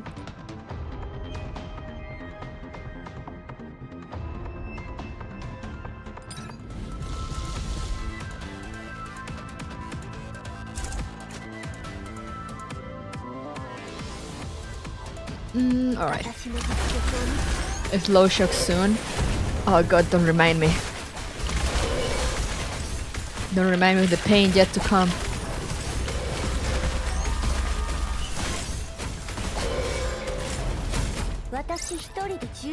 I really feel like a slow shock is just gonna destroy me.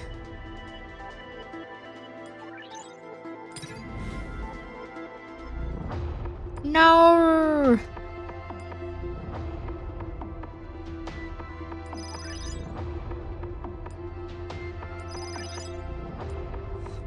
Why do I have like one coin?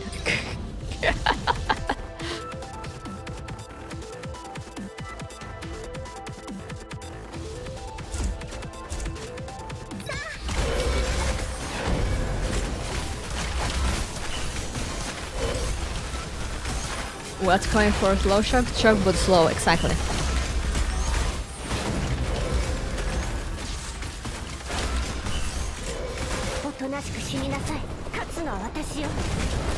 Let's just say we get to see a bunch of Angela's past, and I'm not sure how I feel about that.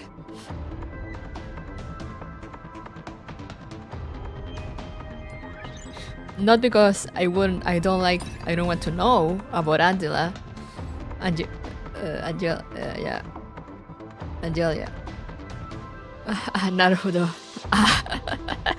But because, like, you know, Meika, if they're suddenly showing us all the tragic backstory, say no more, fam.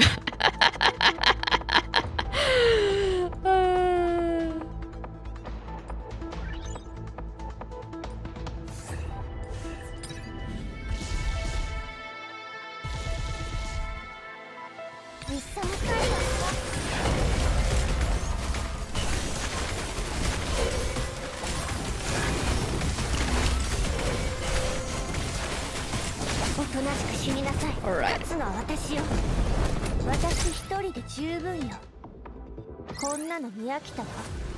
Okay, so that was done. I didn't do it in challenge mode, but it's fine. Black Daylight Epic. High difficulty stage. A fragile boat that sails as the storm rolls in. Let's see if we can clear this.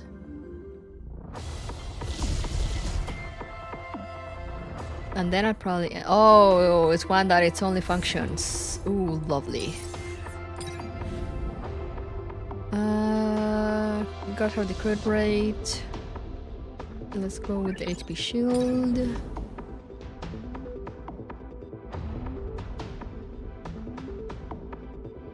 Sniper. Sniper. Sniper.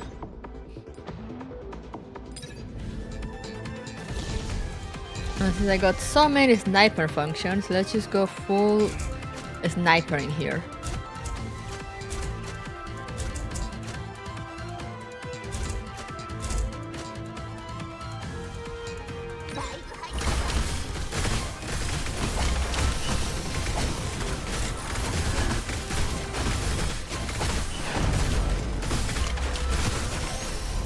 Nice. Anna Victor Soy. Yeah, that's her name. Medic.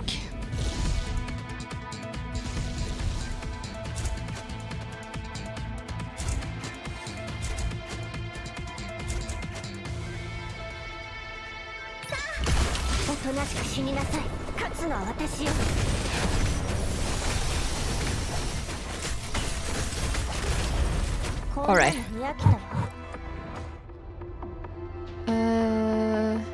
Upgrade. Oh, a trading area.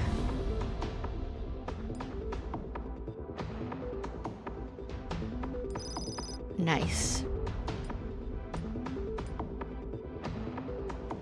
Let's get that. Let's get that. Let's get that.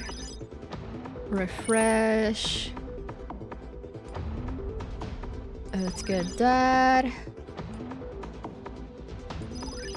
Let's go. And the last one. Alrighty. Gonna put you there, leave you there, leave you, and put you here, and hope for the best. Go, Cookie, destroy. Thank you. No, I wanted to click the damage stats.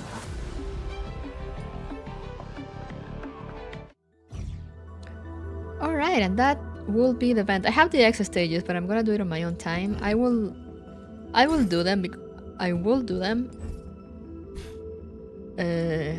In other instances, since it's early still. But as you guys might know, the reason I cancel like stream tomorrow and I move like I originally was going to the House of Ashes today and moved it to yesterday was because my sister managed to get a free weekend. So I'm gonna go spend it with her. We're gonna do stuff together because we haven't had a weekend together in a while, so not your shit at all. Mika has lost her touch. Yeah, I know, right? Like damn, like that didn't make me cry.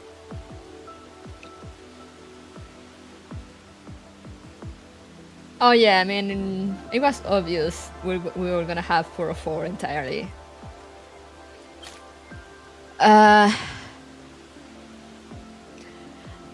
I have a few roles and a dream. Should I?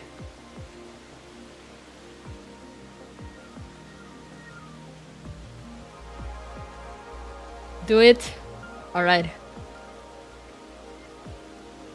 Take my energy. Let's go.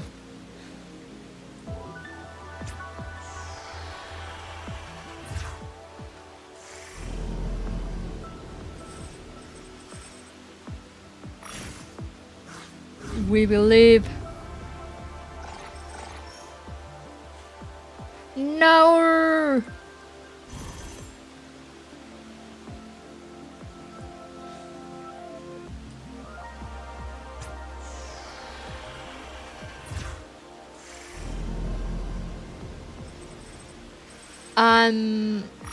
I'm not sure if I want Lind, you know, like I kind of wanted to roll for her, but mostly because she's limited. And I mean, I think she's good, but I do not really like her design in Neurocloud.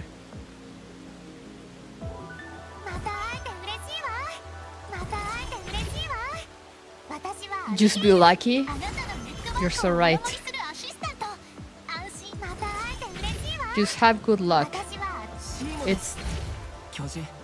僕にいやミーだよそうだ教授は放射能レベル僕の名前はジェシーです子供たちのベストパートナー名はイブリン公共の安全維持を使命としているチームのために尽力させてくれ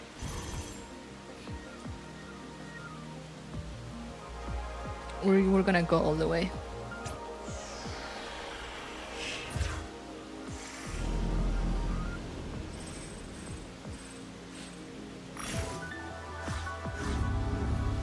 If anything, if I do end up wanting Elaine, I'll just save like crazy for her, both in game and IRL.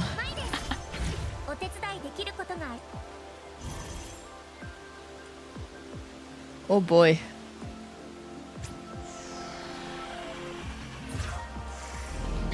I had a lot of roles considering I haven't played much in the past few weeks. I mean, it's not too many, but it's a lot considering I've barely been playing.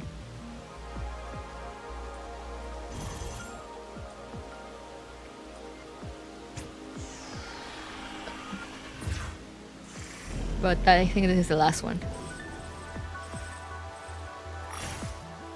Oh, an extra amount to save at least. Oh, that's good enough. If I save, if I play, god damn it. I can do the last one.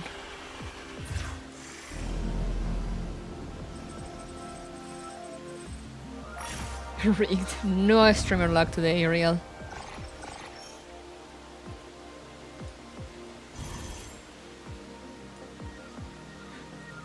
I'm sorry, Clotho. I guess this was not meant to be.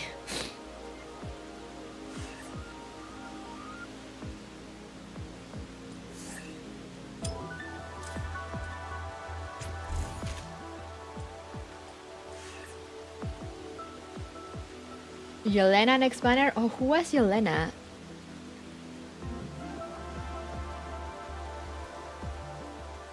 I don't remember. But more than Lind, I actually kind of went Undyne. 作戦を確認していただけますか? 情報源と作戦 Whoa, your Clotho wears glasses and works as accountant. Yeah, exactly. 戦況を左右しうるのはこの2つ RB93. を置いて他にはありません。 I do not 勢いで remember 下した that 決断で all. は失敗するだけです。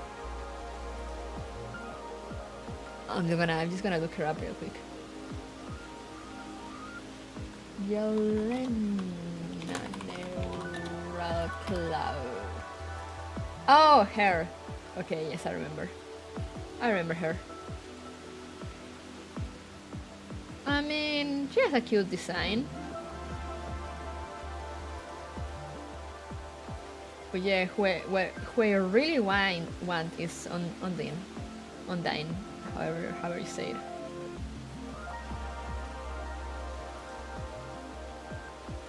何を探しているんです？私の的確な整頓術に慣れたせいで他のやり方に違和感を感じてるんですね。予想通り完璧になればなるほどあなたに認められるわけですね。だから私は何だってやり遂げる。彼女たちにできることもできないことも私なら全てを与えてあげられる。甘やかしじゃありません。ベストな環境を与えてあげているのです。ここへ来た日にそう約束したでしょ。 Cloak is Lois Lane right now. 選択肢を奪った I'm り like, し oh ま my せん。 god. 常にあなたの最高の選択肢でいる。それだけです。 I do feel they really played Cloaky into that more insane side that she had at the start of Gears Frontline セキュリティ部門 in の仕 in 事は Narrow Cloud. も Though ま I まごと guess じゃない。 she gets uploaded before her character development, so it kind of makes sense. ですが、あなたの命令なら私は何だってやり遂げてみ As せ is ます。 customary, I'm gonna give Clotho 5 barks out of 5 and put her on the must protect category. You're so real for that.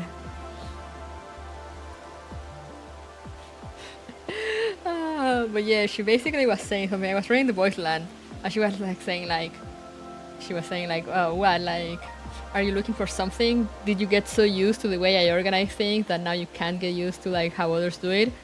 Ha, that's what I expected. So I continue to do like all your work, so like you can only rely on me. Like I'm not trying to coddle you or anything, and I'm not trying to leave you without choices. I will simply continue to be your best choice. I'm like, oh, well, goddamn. And look, and now she's giving me a cat. She's handing me over a cat. all you need. Oh. No, she gets uploaded afterwards. We are right after Steve, but she got her memories suppressed about the confidential stuff. But I already have a cut, yeah. I mean, it is around there. You know, it's like, but it's like the start of her changing character. You know, because that was like the turning point for her, the whole like CT and all that. But yeah, no, it's kind of insane. She's like even insaner. セキュリティ部門の仕事はおままごとじゃない。汚れ仕事だって少なくないですからね。ですが、あなたの命令なら。Well, that pretty much only works in a summon team with touring. I have touring.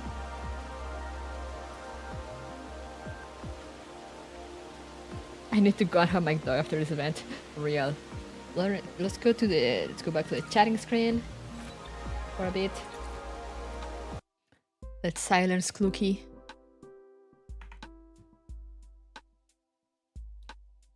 But yeah, goddamn. that was an event. But yeah, I went on then. I mostly... Sometimes, every now and then, I will consider a character, you know, like... Maybe it's... I mostly go with, like, if I like the design. Or if I like the character itself.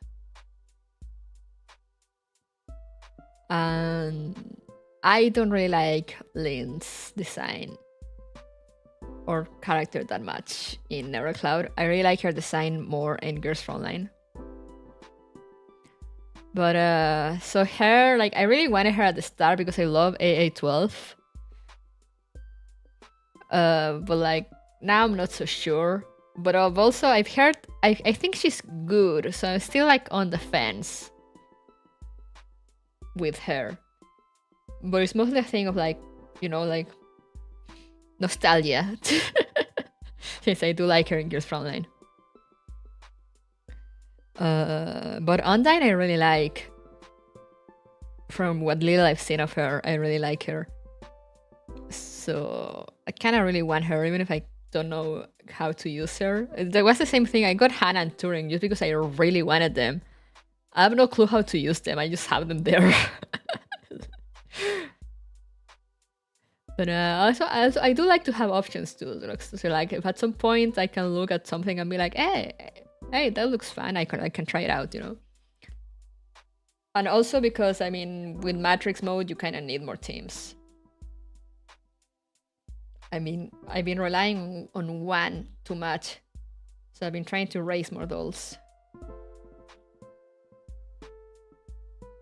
I'm working on Emotep Arma 3 because she's busted a fuck and works with Summon Team and Melee Gaming. Oh, I should raise Emotep then, because I really like her too. I've been procrastinating on her, but I really like her, like both design-wise and personality-wise, so I do want to raise her. With the inspirations, now I'm going to write a character named the Queen of Hope and Despair. She has a bright and pure white body and a pitch black dot on her forehead. Oh. Ooh, interesting. Lane is limited FOMO plus bits of power creep because of her shield break. Oh, she breaks shield?